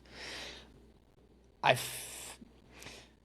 I kind of wonder if this is because you have had all of these experiences with the plants, like that you kind of can't help but develop more empathy for other people after like working with plant medicine this much. So I wonder if that's actually part of why this has been your experience because um, you know that one of the greatest illusions is the illusion of difference and separateness and like I am no different than this other person who has the public defender and doesn't have the opportunity that I have. I just won the lottery when I was born, and this is the only reason that we're in a different situation. And yeah, it's hard to come to grips with. You're making me fucking bummed out right now thinking about this guy. Well, so then to bring it full circle, I mean, really what ayahuasca has helped me with since then is sweetheart, are you just gonna like hide behind your privilege? Or are you gonna use it to champion for something different? And also to enjoy it, to like be like, well, I'm not in jail. I have freedom today. Oh, that's Hmm. precious. To celebrate it. Like not so in other words, she flipped it of like, don't live in fear of, oh my God, is it gonna happen again? I honestly don't. I don't think about it. I do my prayers and my gratitude every night. And I'm like, thank you for my freedom. Thank you for what I have. Like it really brought me into a space of appreciating, what I do have, because we're not supposed to feel guilty for what we have that. And when we feel that way, we sure as heck don't want to share it. It's that hoarding sort of contracted energy. So, like there is a way to enjoy and to relish what we're given. All of us have privilege to some degree, and yet fight for the fact that people deserve to have access to medicines, to not be put in jail for medicines, like, and to be a part of that. Yeah, so that's the place that you've come to now. What was it like before you sat with Ibogaine?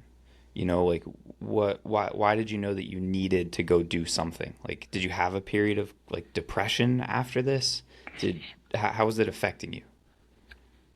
Massive experience on my nervous system, severe tinnitus, Hmm. overwhelm on a regular basis. Like, and I have my little aura ring, just tracking everything, sleep Got my whip strap. disruption. Yep. Could I fall asleep but not stay asleep? Just like it was an imprint of trauma. Just like, oh my gosh, I can't think my way through this. Like I've been traumatized, like deeply. And I have such a deep relationship with ayahuasca. It's like sometimes you don't need to go to your best friend, you need a therapist. And that's kind of how I felt. Just like she's my best friend and she definitely done all kinds of things to help. But remember, I was also arrested for ayahuasca. So I also had a thing of like, screw you for a little bit. Like, I just You went did to this to jail for me. you, sit in a corner, Yeah. like go to the Yeah. corner. Actually, it was more about chakruna, not ayahuasca the vine, but like I used to say, Shakti, go to the corner. Like, we're not talking yet. But Ibogaine, my then partner worked in Ibogaine for many years. And so Ibogaine had been around me for a long time. and just witnessing the neurological reset that that medicine could do, I became just fortunate enough to be a part of a new Ibogaine clinic that launched last year. And it just so happened that it aligned that I could be patient zero and be the first person that went through the program that I helped develop. So I just feel really, really lucky that that became something that was available, and loved it so much. Yeah, and you use the term or the phrase like a neurological reset. It definitely seems like Ibogaine uniquely uh shakes up the etch a sketch, so to speak, like more than other plant medicines, like presses the reset button on and we even can see this in terms of like the hard neuroscience of like resetting certain dopaminergic pathways and how it interrupts addictions and things like that. Um, I'm just wondering how you would classify like the difference of the experience of Ibogaine versus ayahuasca. Because I've never sat with Ibogaine, have no plans to, honestly, right now. So yeah, what do you make of like the differences between the two plants?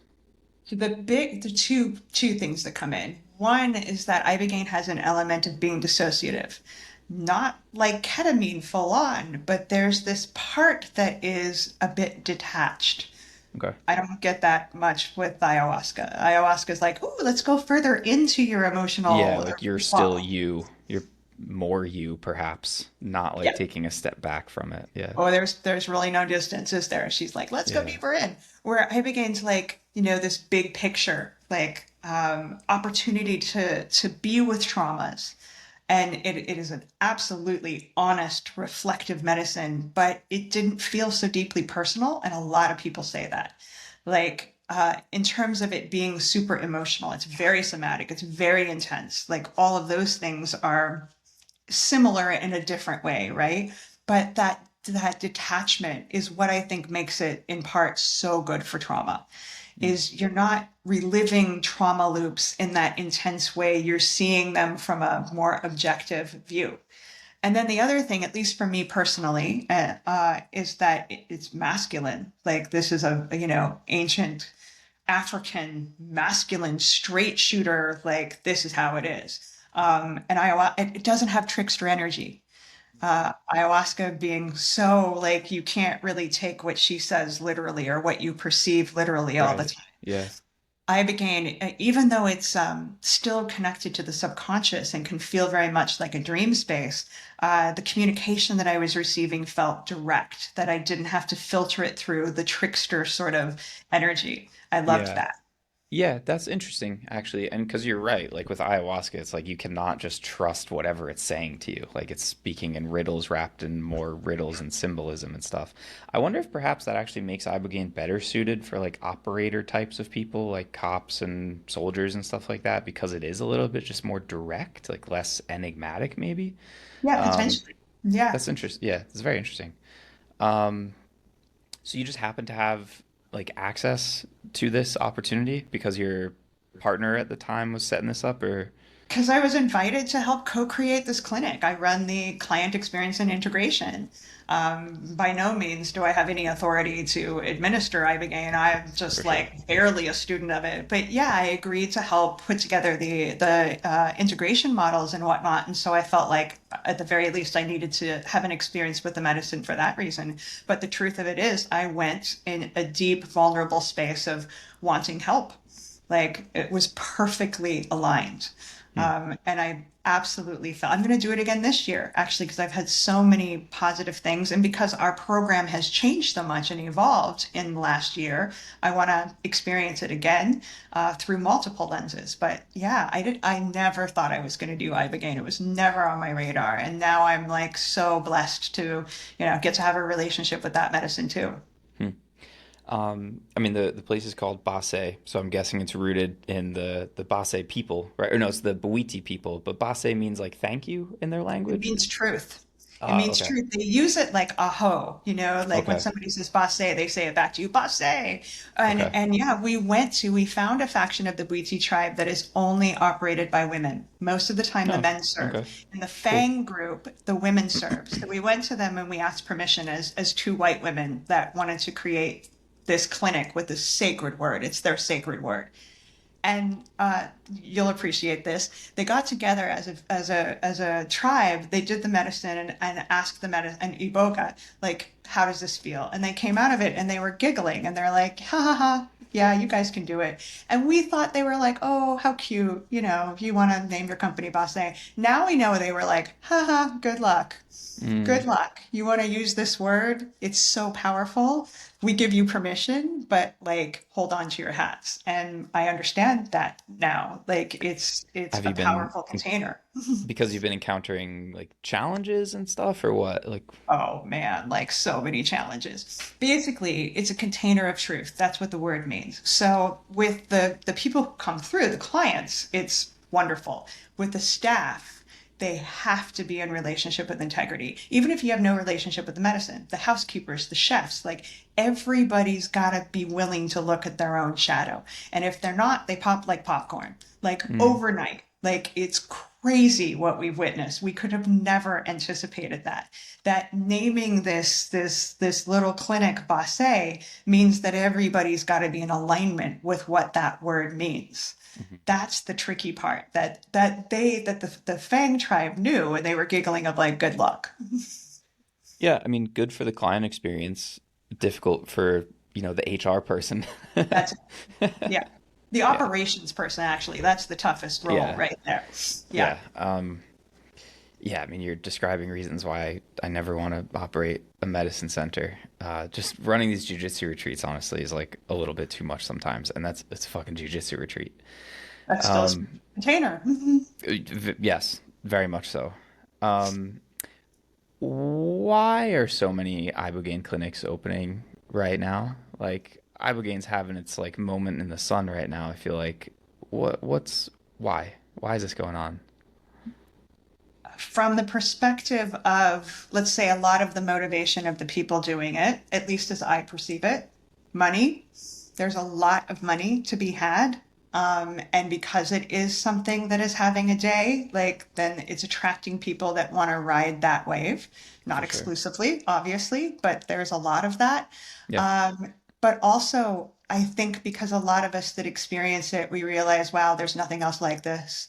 And the what Ibogaine helps with, specifically opiate addiction, nothing else can touch. And that's Yeah. the real epidemic that we deal with, right? Like, you know, the hundreds of thousands of people that die of opiate addiction. So there's the shadow side of it that is power and money, which always exists in our Mm, culture. But the light side of it is because this saves lives with people that otherwise don't have any hope. mm. Yeah, and I mean, I guess the two are, I was about to say they're not mutually exclusive, but by nature, that's what the shadow and the light is, right? Like, uh, yeah, just my skeptical brain is like, okay, sweet. So now the pharma industry is positioning itself as here's the solution to the problem that we created. And hey, by Oh, the way, it costs you're absolutely $15,000 right. to do this. You're Uh, absolutely right. The people that profited off the problem are now profiting off the solution yeah. and exclusively. And I got to tell you, it's a really, really hard space to pierce into. We lose money every month because they have the resources to, you know, make themselves look like the greatest clinic on the planet, even though they don't have the safety necessarily. But yeah, Oh, yeah. unfortunately, that's what's happening. It's all about the marketing budget, man. Um, Yep. how sustainable is ibogaine? Because this is like a question that's becoming more popular now with like, bufo and toad medicine and stuff. Is like, well, hey, how are we actually getting this? Um, so what is that like with ibogaine? I know so little about it, honestly. So like, where do you guys source it from, and like how's that work? The good news is, so there's good and bad news with that. The bad news is that Iboga is like over harvested to a really dangerous point. Okay. The good news is there's another plant called Bokanga that is not only plentiful but grows faster and Hmm. has equal amounts of ibogaine, like this Okay. single molecule and alkaloid. So the majority of pharmaceutical grade ibogaine, which is essentially just pure extracted concentrated ibogaine, is from Bokanga these Okay. days. not Iboga, because Iboga is like, it's just been completely over harvested. And that's the sacred plant for the Bwiti. And like, so what we do is we have a relationship with this tribe. They have a nonprofit, and we give money for every client so they can put Iboga in the ground, because we're trying Mm. to like make the Iboga population more plentiful. But the majority of Ibogaine right now is coming from Balconga. And at your clinic, you're serving Ibogaine, specifically not Iboga, right? That's Yeah. correct. Okay. That's correct. For the listener, you correct me if I'm wrong, but essentially Ibogaine is one extracted compound from Iboga, sort of how THC is one component inside of cannabis, but there's 1,000 different like chemicals, right? That's correct. And the Okay. reason why it is extracted is when you work with Iboga in its natural, like multifaceted alkaloid state, there's not enough ibogaine to do the neurological reset, Mm. nor the addiction component. Hmm. There's just not enough, and that's why it's extracted for this particular purpose. Got it. My same friend who I mentioned with the asthma treatment, he went to Africa, to Gabon, and did what he thought was going to be an Iboga retreat, and it was actually a ceremonial initiation. So he was like fucking locked in a cell for like a week, and he had no idea what was happening. But now he's a member of their tribe, so that's cool. But yeah, so I understand it's a very different experience, like iboga versus ibogaine, and I don't think people really understand that very much. The names are Very too different. similar. All right, so what was your role again? You're the director of integration. Was that Yeah. Yeah, I'm and client experience. I put together sure? basically all the non-clinical elements. So because we are bridging spirituality and science, we're doing a lot of the shamanic elements. The thing about Ibogaine is, it has to be worked with in a clinical setting because it can disrupt the heart rhythm. Hmm.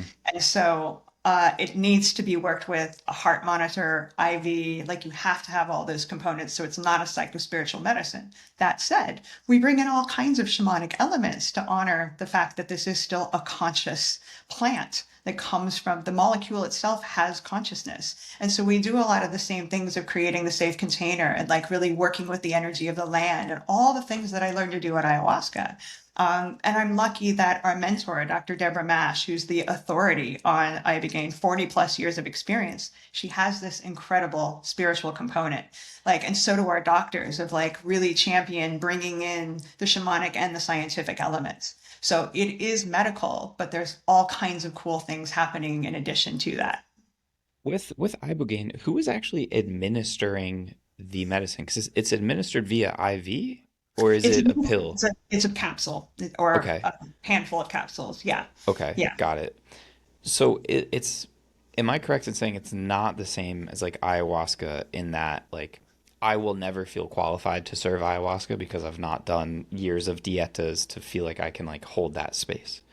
Is it, is there a similar, like I don't know if you'd even consider it like a level of qualification for the person serving ibogaine, or is that almost like a nurse practitioner who weighs out the dosage and just administers it to you just like any other medication? The qualification is actually about understanding the heart. So our doctors are emergency trained physicians, but they're also ACLS certified. They understand, you've got to understand cardiology. That's the Hmm. thing. And because it's in a medical setting, in the United States, and this carries over into the clinic there, people that work in these sorts of settings don't work with the medicines that they serve. For better or worse, that's considered a bias. Right. So it's a totally different perspective. It's not about a relationship with the medicine, although these guys are developing a deep relationship without taking it themselves. But it's the expertise around understanding cardiology and keeping people literally safe and alive. The intake process is just as intense. Sometimes we've got to do EKGs. Well, we always do EKGs, but Holter monitors and like all of these things to make sure somebody is safe to take this very intense medicine. So it's totally different than the ayahuasca space. Do you think that's good that we have people like serving medicine who haven't taken it? Like, But, the fact that we're getting results of people having their lives saved that would probably otherwise not be alive, it's hard for me to argue. I tell you what, I had that's a fair. lot of Yeah. attitude around it until I had my own experience of just like, wait a second, who am I to say that things are only sacred if it's done in this shamanic way? Yeah. Like, And by the time my treatment was over, I was like, thank you, IV, for the hydration, and thank you, heart monitor. Like, did a total turnaround because the medicine was like, you're being righteous. This is Hmm. sacred if you say so. Yeah, Like, I can see that. and so, yeah. Do I agree with the medical protocol of like people shouldn't take the medicine they're administering? No, but we have to play within it, Wait, wait, or wait. That's the protocol that they should not do it? it's literally like if we're trying to be legitimate in that we're going to publish papers of the things that Right. we're discovering and what. So you can't Okay, publish so a for the paper sake of about, science, you have to be yeah, unbiased. Yeah, it's considered a bias. So yeah. yeah, would we be shut down? No, but we would be delegitimized by the medical community. Yeah, okay, I can appreciate it to that degree. There's a guy named Brian Murarescu, maybe you've heard of his book, The Immortality Key. Oh, And and I love that book. yeah, so this is the whole thing with him was he was like, I am not taking psychedelics while I'm researching them in this book just to give more credibility to his arguments of like I'm not somebody who's just like, wanting to do drugs, just preaching the benefits of this. So I can appreciate on that end. And to be clear, I'm not even saying that it is a bad thing because you're right. Like you kind of can't argue with these results. They're kind of undeniable. And to a degree, it's probably a pride thing or hubris of like, oh, I am the mediator of this medicine. Like, no, it's the plant doing the stuff. It doesn't really matter who's administering it to a degree like that. I guess it's just kind of hard for me to fully believe that coming from like the Shipibo way of doing things, which is so heavily about like the dietas that the maestro has done, like where the dietas give them the icaros and they give them the ability to work with the plants and so forth. Um, yeah, I don't know, just different, I guess.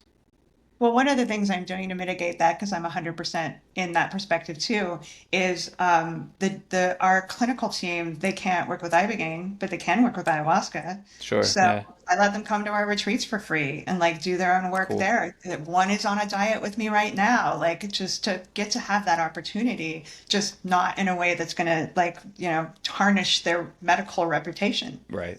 I think that's awesome.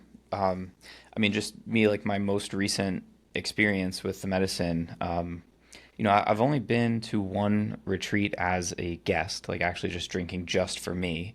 But then, I've facilitated dozens of ceremonies as the person organizing the retreat. So overall, drinking ayahuasca plenty of times. And it was literally this most recent one on one of the last nights of ceremony where I was like, oh, I think I'm starting to understand how some of this works after having, like dozens and dozens and dozens of experiences. Um, so I don't know. It's still weird to me to serve medicine and not having taken it to, but I guess it also doesn't really matter because the person handing them the capsule and keeping them safe during ceremony is not the person handling all of their integration work and making sense of everything afterwards. So maybe that's a difference too. They're really just like a technician, not to minimize their role. Um, that was where I was going with this whole question of asking you your role. So you're in charge of the integration work afterwards. So what does that look like? Specifically at Bassé, but then also just for Ibogaine in general. Like what should people know about that? Yeah, with Ibogaine, I mean, similar and different than ayahuasca, but really with Ibogaine, it's extra crucial the basically 4 to 6 weeks after taking the medicine because Ibogaine stays in those dopamine receptor sites for 1 to 3 months, depending on somebody's metabolism. So you have a tremendous window of opportunity to really maximize on the neuroplasticity. So we put together a 30-day program that's pre-recorded, knowing that a lot of people won't engage deeply with integration. Like, and unfortunately and fortunately, we have the problem that people feel so good when they They leave feel the like they don't clinic. need it. They think they don't need it. And we're Yeah. like, please just do I'm this healed program. now.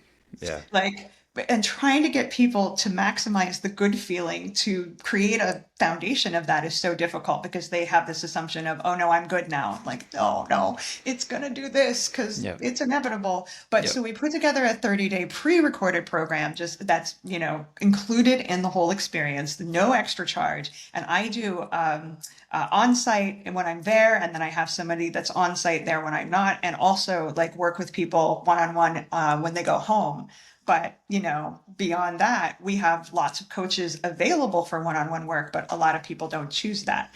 And we just emphasize so much that you have such an incredible window of opportunity to really create new habits and to maximize this, like flexibility of our minds. It's super crucial to do integration with Ibogaine, not because it's dangerous, because it's like, what a gift.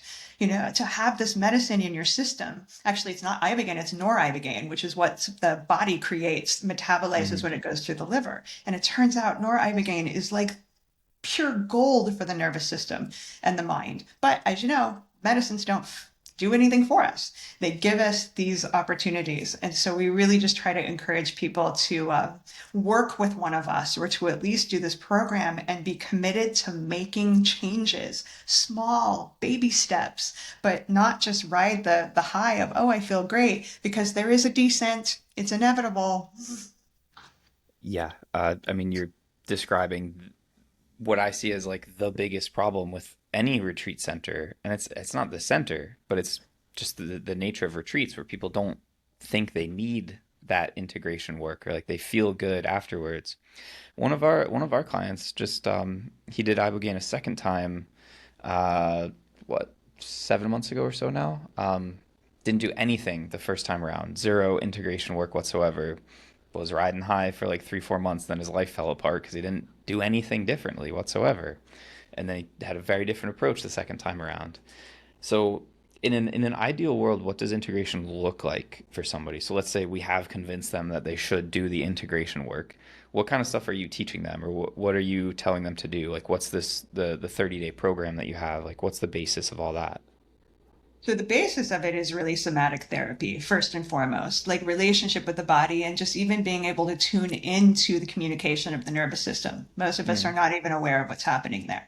So, because, and our whole program on site too is very somatically influenced, because Ibogaine is a very somatic medicine, and somatics involves the nervous system, yeah. right? And so a lot of what the 30-day program involves is just really simple exercises of like, oh, I don't know, asking yourself, how do I feel today?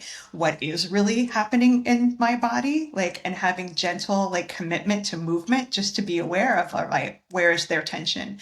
Where is their contraction? Like, and so that's a baseline conscious relationship with the body. And then beyond that, like, ritual, like having a relationship of like some discipline of like checking in and having something that helps us feel connected, like basically what we were talking about early on, not distracted. Like, can you unplug for 15 minutes a day and just go for a walk in nature and talk to a tree, or really be present to what's stirring in you? And then beyond that is helping people really create roadmaps of, oh, this is an end goal. What are the steps that I need to take to get there? And I don't dictate any of this, like, we're just trying to help people set their own roadmap. But to have a partner in that can reflect what it is that people are saying, and to help them create this, like, baby steps to get to whatever the goals are. In some cases, though, David, it's life or death. Like, sometimes people are leaving having been reset from, an opiate addiction, but they're going home to a partner who's still addicted.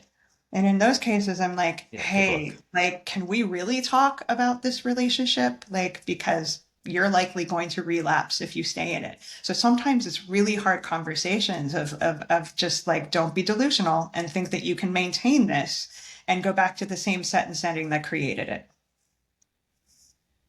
How do you guys manage that? Because I know that's a unique risk with ibogaine clinics, of having people detoxing from drugs, because that's a specific indication that people seek out ibogaine, is to get clean from opiate addiction, alcohol addiction.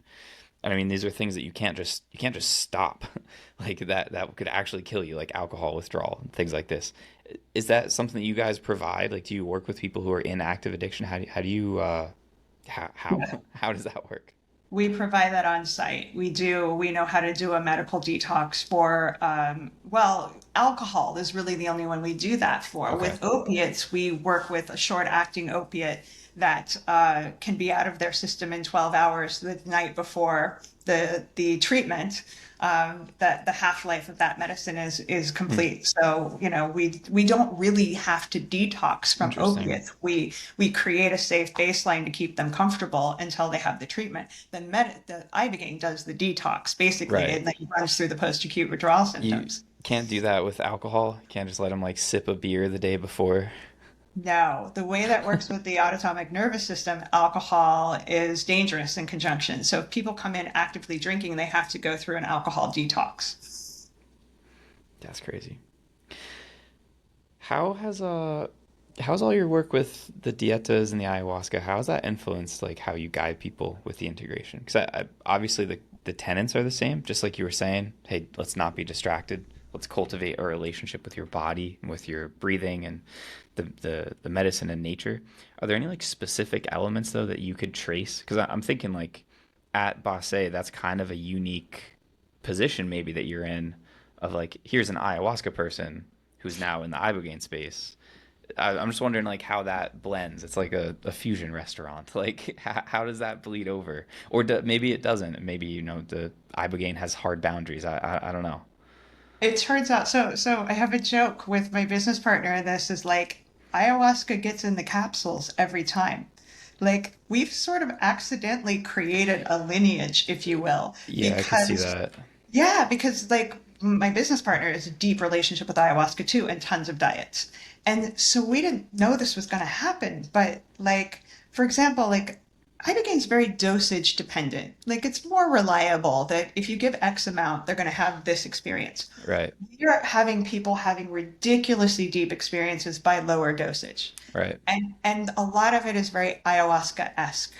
And like we're kind of like, well, obviously, why didn't we think of that? Because she's Yeah. gonna just she's here, she's part of me. And it seems like those two medicines are having a blast together. That's my perception. Well, that's nice that they play nicely together because I know Well, ayahuasca doesn't always play nicely with other medicines. no. In fact, usually doesn't. I feel like cannabis, for instance. But that, I mean, as you're saying that, I'm nodding because every time that we have allegedly served mushrooms to people, it's very ayahuasca-y.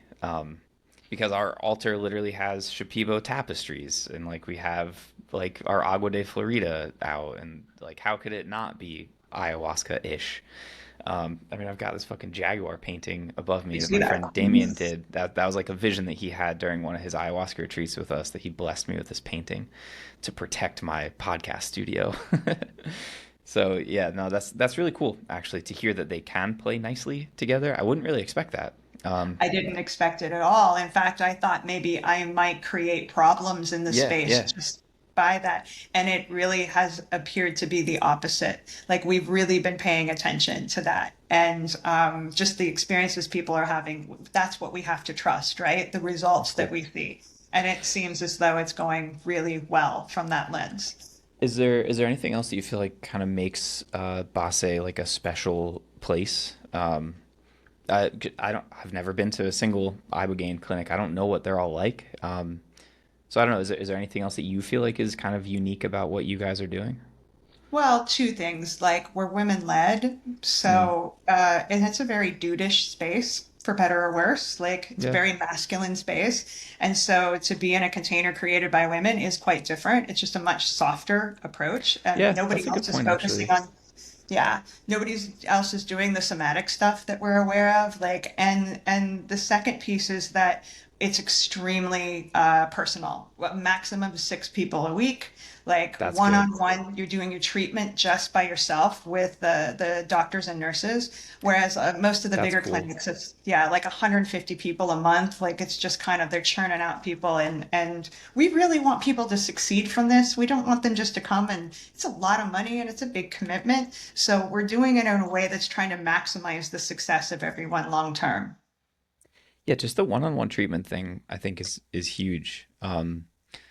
We've had some experiences of like holding space for mushroom ceremonies for multiple people, and I really don't like it. And it's like a hard rule for me now, like never more than two people, like a couple at a time for me and my wife to work with. Because I don't take away the fact that there are other people, more powerful shamans or whatever, who can hold space for a lot of people.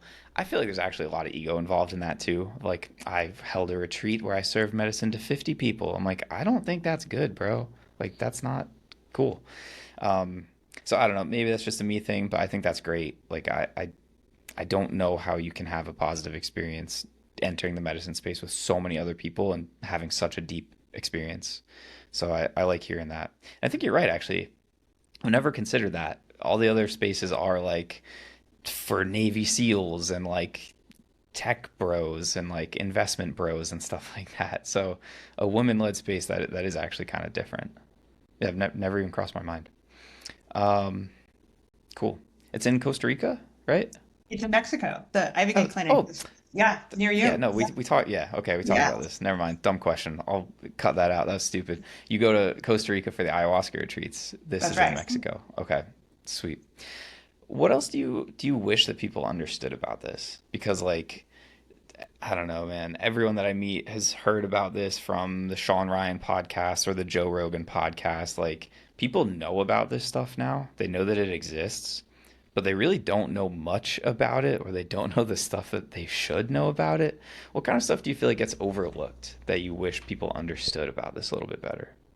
Well, I'm sure it's something that you speak to all the time as well, that these medicines don't do the work for us. Like, we really have to be committed to preparation and integration for this to be successful. These aren't magic pills. They are magical in what they co-create, but there's so much naivete around, oh, if I just take this mushroom, I won't be depressed anymore. And also to that end that, hey, look, sometimes things are going to get a lot harder before they get better. For sure. And that's not the fault of the medicines. That's just the path of healing and the fact that trauma is tricky and it takes a long time to get these things out of our system. And just to kind of allow that process more. It just breaks my heart when the medicines get vilified because humans are messy. It's not their fault. Like, it's a messy world. That is a fact. What do you think of are you familiar with there's some medications being I think trials are being done on it now. I forget the name of it, but it's essentially um it's like Ibogaine in prescription pill form. Or they've isolated some compound, some other compound perhaps, maybe not Ibogaine, but some other compound. You do you know what I'm talking about? I do. Yeah. Okay. Yeah. How Yeah. how do you feel about that? Or maybe you can explain more about it because I'm not doing it Well, justice.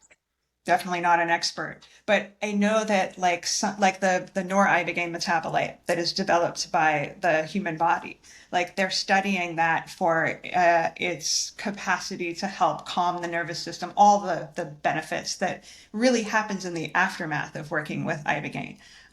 But like I mean, I've shifted so much on this perspective working in ibogaine, David, because if you asked me this a year ago, I would be like, anything in a lab, created in a lab, is like, not nature. I don't trust it. But Hmm. really, what I've learned with ibogaine is that the intention of who is creating this and for what reason, like anything in the shamanic space, we know it's all intention based, at least as a foundation.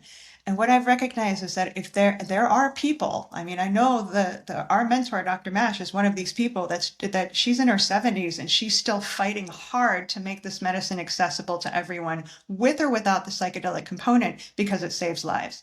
And I know that's her mission. And so I really softened in this righteousness of like, maybe things in a lab can be just as sacred and important. Do I like the fact that like pharmawaska, they're intentionally pulling out the purgative, like, no, because then you're making an airplane that doesn't fly. Like, what's the point?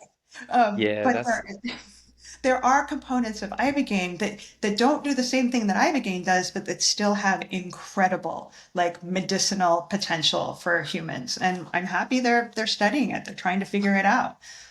It's not my lane, yeah, that's that's not where that's I'm at, but I no longer am righteous against it. okay. I think that's good. I mean, it's even like you're recognizing your own dogma of like it must be this way. And yeah, I'm not necessarily against something because it was made in the lab because I've had some life-changing experiences with MDMA. That's one of my favorite compounds on Earth. It's a great chemical. Uh, so I don't think just being lab made is the problem. But I do get real wary when people talk about, oh, we've pioneered this compound that gives you a psilocybin experience without the psychedelic experience. I'm like, what the fuck are we talking about here? Or yeah, you can do ayahuasca without the purging. I'm like, I feel like that's half the benefit here. So I, but then to your point, if somebody with genuine alcohol abuse disorder syndrome, whatever the fucking medical term is, if they can take this pill and then not be an alcoholic, that's probably ultimately a good thing. Like that's probably a net positive in the universe. And then hopefully, yeah, they still have some sort of spiritual journey that they go on and become a better person, but at least we've broken the actual chemical dependency. That's probably good. If we can do that without spending 15 grand to go to a treatment center for a week, like that's also probably good. So, I don't know. I completely concur. I no longer am limited in the ways in which I feel like healing can happen. I think what you and I are both probably heavily skeptical of is the intentional piece of the pharmaceutical world, of the medical world. Is it really about helping people heal, or is it another $1 billion avenue? And that's where it gets really dicey. There are exceptions, but normally it's a egoic greed play. It's Yeah. not about helping humanity. Man, this is why I like mushrooms. This is why I like microdosing because like you can do an hour's worth of research and you can start growing some mushrooms in your basement and then grind it up into capsules. You can take it every day and just like Amen. work with your life a little bit more intentionally. I think there's something awesome just about like the agency involved in that. Not that I'm recommending you to, if that's because that's illegal in most places, which is silly. Oh man, Kat, what have we not talked about that you feel like is pertinent, even if it's rewinding to something with like the dieta stuff? Um, Now I'm curious actually to learn more about that because I never even thought about how I could do a dieta without spending a month off the grid in Peru. But what else do you want to highlight from everything that you're doing? 'Cause you got a lot of stuff going on. You got a lot of experience in this space. What have we not talked about yet that you think is important? I mean, we've covered like, the only big topic that I love to talk about that we haven't mentioned, it's a big one, Hmm. is just what these plants teach us about our relationship with death. With Because the death? Yeah. last piece of my passion is being a death doula, of making Okay. ceremony out of death. And because what ayahuasca means vine of the dead. Like it's right there. Like that the core of the teachings of most of these altered spaces are around consciousness not being limited to physical form. And I really feel like, somebody asked me on a podcast the other day of like, what's one thing you wish all of humanity knew? And my answer is death is safe. Death is safe. If we could really allow these experiences to remind us of like, wait a second, consciousness exists beyond my little brain, and be more in alignment of trust around death, we would A, enjoy our lives a lot more, and B, be a lot nicer to each other. All the wars that are waged, everything that's happening is really about fear. And all this longevity obsession and all this vanity of like being Yeah, dude. 60 and looking 20 is about the fear of mortality. So it's a sickness that is just pervasive in our culture, and these medicines are so good at healing that. So that would be the last piece. It's just a What's shout out to death. what's that dude's name? This like billionaire who's trying to be like this longevity guy. It's like Brian Johnson or something. Johnson, like, yeah, yeah. He like live streamed doing mushrooms so that he could test his like telomere length after. And I'm like, bro, if you do enough mushrooms, you're gonna stop fucking caring about this. Like, I thought what the are same. Yeah, so it's like, when is he going to actually do a 180 and go, turns out that was never the point, guys. But Yeah, yeah, I love the way that Ram Dass talks about death. It's like taking off a tight shoe at the end of the day. You're just like, that's better. I Yeah, I don't know.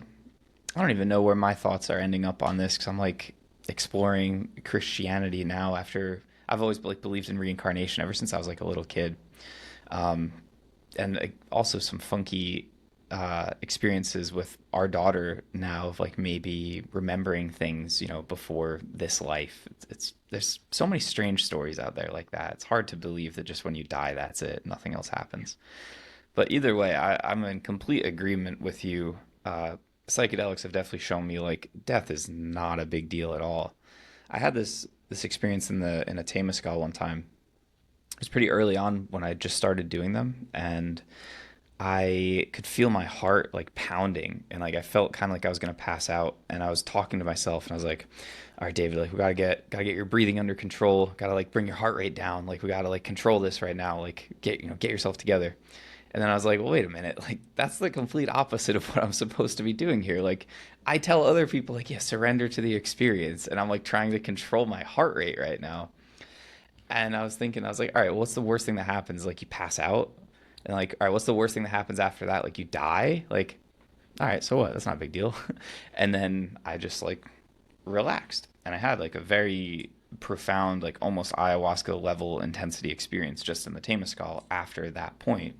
But it was just so funny. I was like trying to control my autonomic nervous system by like controlling my heartbeat.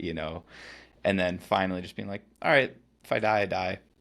Which, to be fair, I should have more ducks in a row because now I have people responsible or that I'm responsible for. Like, I probably shouldn't die. I don't have a will. I don't have life insurance. I need to stick around for a little while just to set up my daughter, I guess. But yeah, the main thrust of the psychedelics showing you like death really doesn't matter so much. Why do you think that's such a big deal though? Like what's your interest in being a death doula? How would you hope to influence people or like change that experience or change their thoughts? Like what are you trying to do with that? Just trying to make it sacred. I mean, it is sacred, but just trying to let us remember that it is a sacred journey. I mean, I would argue that we even have gone sideways with birth in that regard. Like, Oh yeah, do we go dude. to hospital is not sacred. Like, we've just lost that. And death in particular, like, it's all about fighting it. And, sometimes it's time to surrender into it.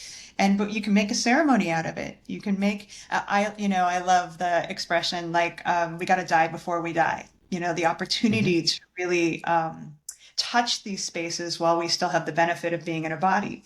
It's just that to me, it's the greatest honor of my life to create a sacred space, a container of safety for someone to surrender and die with a smile, to have just even a little bit more of trust that they're going somewhere special, that it is not, the hellfires waiting, like, because that conditioning that we have is really intense of fear that Yeah. and the medical world the way it just fights at all costs to avoid death, it's painful. Yeah, and it really starts to just strip away people's dignity at that point when your body is being kept alive by medicine and like there is no real quality of Machines. life here. It's pretty sad. My grandma needs mushrooms. She's like pretty much my family's going through that right now. Shout out to my mom. She listens to most of these podcasts. I love you. She's having a My hard mom. time of navigating exactly this with our aging grandmother. Yeah, I want to have a hospice someday where we can give mushrooms or wachuma, like, sweet. a little medicine to people that they can lift the veil. Because I'd like to be on a little wachuma when it's my turn. All right, maybe I'll come die there one day, Kat. I mean, all of us that are doing this work, we're going to want something like that, right? We're not going to the hospital. So I really Yeah, hope hell that the no. laws support that, that as we Hell no. age, we can have these spaces where that's available. Gosh, wouldn't that be awesome? Yeah, Cordy and I have talked about this. We plan on living to the age of 108 and then just like walking into the woods together and dying or like entering the Ganges River and just like, yeah, that's it. We're done. That's beautiful. All right, Kat, thank you so much for your time. This is awesome. I think it was super informative. Hopefully, this is a good resource for people to learn about dietas. Is there any kind of time frame on this book that you're working on?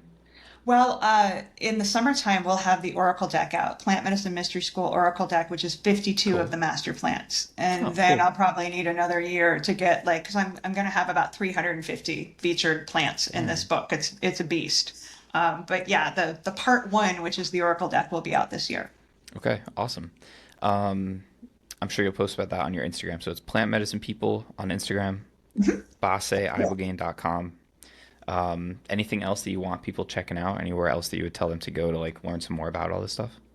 We also have YouTube channels, lots of long form videos for both Plant Medicine People and Bassé Clinic is what Okay. it's called. So yeah, lots And of informative info. how about with the social dietas? Like if somebody wants to do that in their life and kind of have you guide them through it, what's the best way to approach that? plantmedicinepeople.com. You can see, first of all, the group diets. We do one a month with myself or a different guide, but you can also Interesting. just reach out to us privately for the one-on-one work. Yeah, there's 4 people on the team that do that. Okay, I'm gonna look into this. Yeah. See what medicines there are here in Mexico that we could diet with. That sounds really Oh, there's cool. some good ones in that Yeah, area. Yeah. yeah. Okay, sweet. Kat, Yeah. thank you so much. This is awesome. I really love this. I really appreciate your time and thank you. Thank you.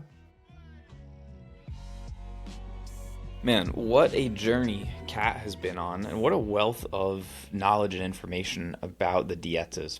So, as she said at the end there, if you want to learn more about that stuff, Plant Medicine People on Instagram, plantmedicinepeople.com, or Bassé Ibogaine.com. Um, I will probably be checking out some of the stuff around the like soft diets or the social diets. Um, just what an amazing person, so much experience and just like coming from such a good place, like her heart is in such a good place. And as we talked about at the end there, I am pretty skeptical of the future of the landscape of plant medicine, especially now that pharmaceutical industry is getting involved. People are figuring out how to make a lot of money off of this. It's sketchy out there. So it's never been more important to really know your providers, to know who you are engaging with when you're seeking plant medicine. And Kat certainly strikes me as one of the good people out there. So thank you again to her for coming on. And I would definitely encourage you guys to check out the links that will be in the episode description here if you want to learn more about what Kat does. Um, if you have had an experience at an Ibogaine clinic or an ayahuasca retreat and you feel like you need a little bit more help on the integration front, then I would invite you to check out our mindful microdosing program. We are enrolling new folks right now into that. So feel free to get in touch with us if you want some more information on what that all looks like. As always, thank you very much for being here. Thank you for listening. I hope that you're loving this podcast. If you are, go ahead and hit subscribe on YouTube, send it to a friend, leave a review. It really helps us and it helps new people find this who need this information to find healing on their own. So thank you very much, and God bless you. I'll see you later.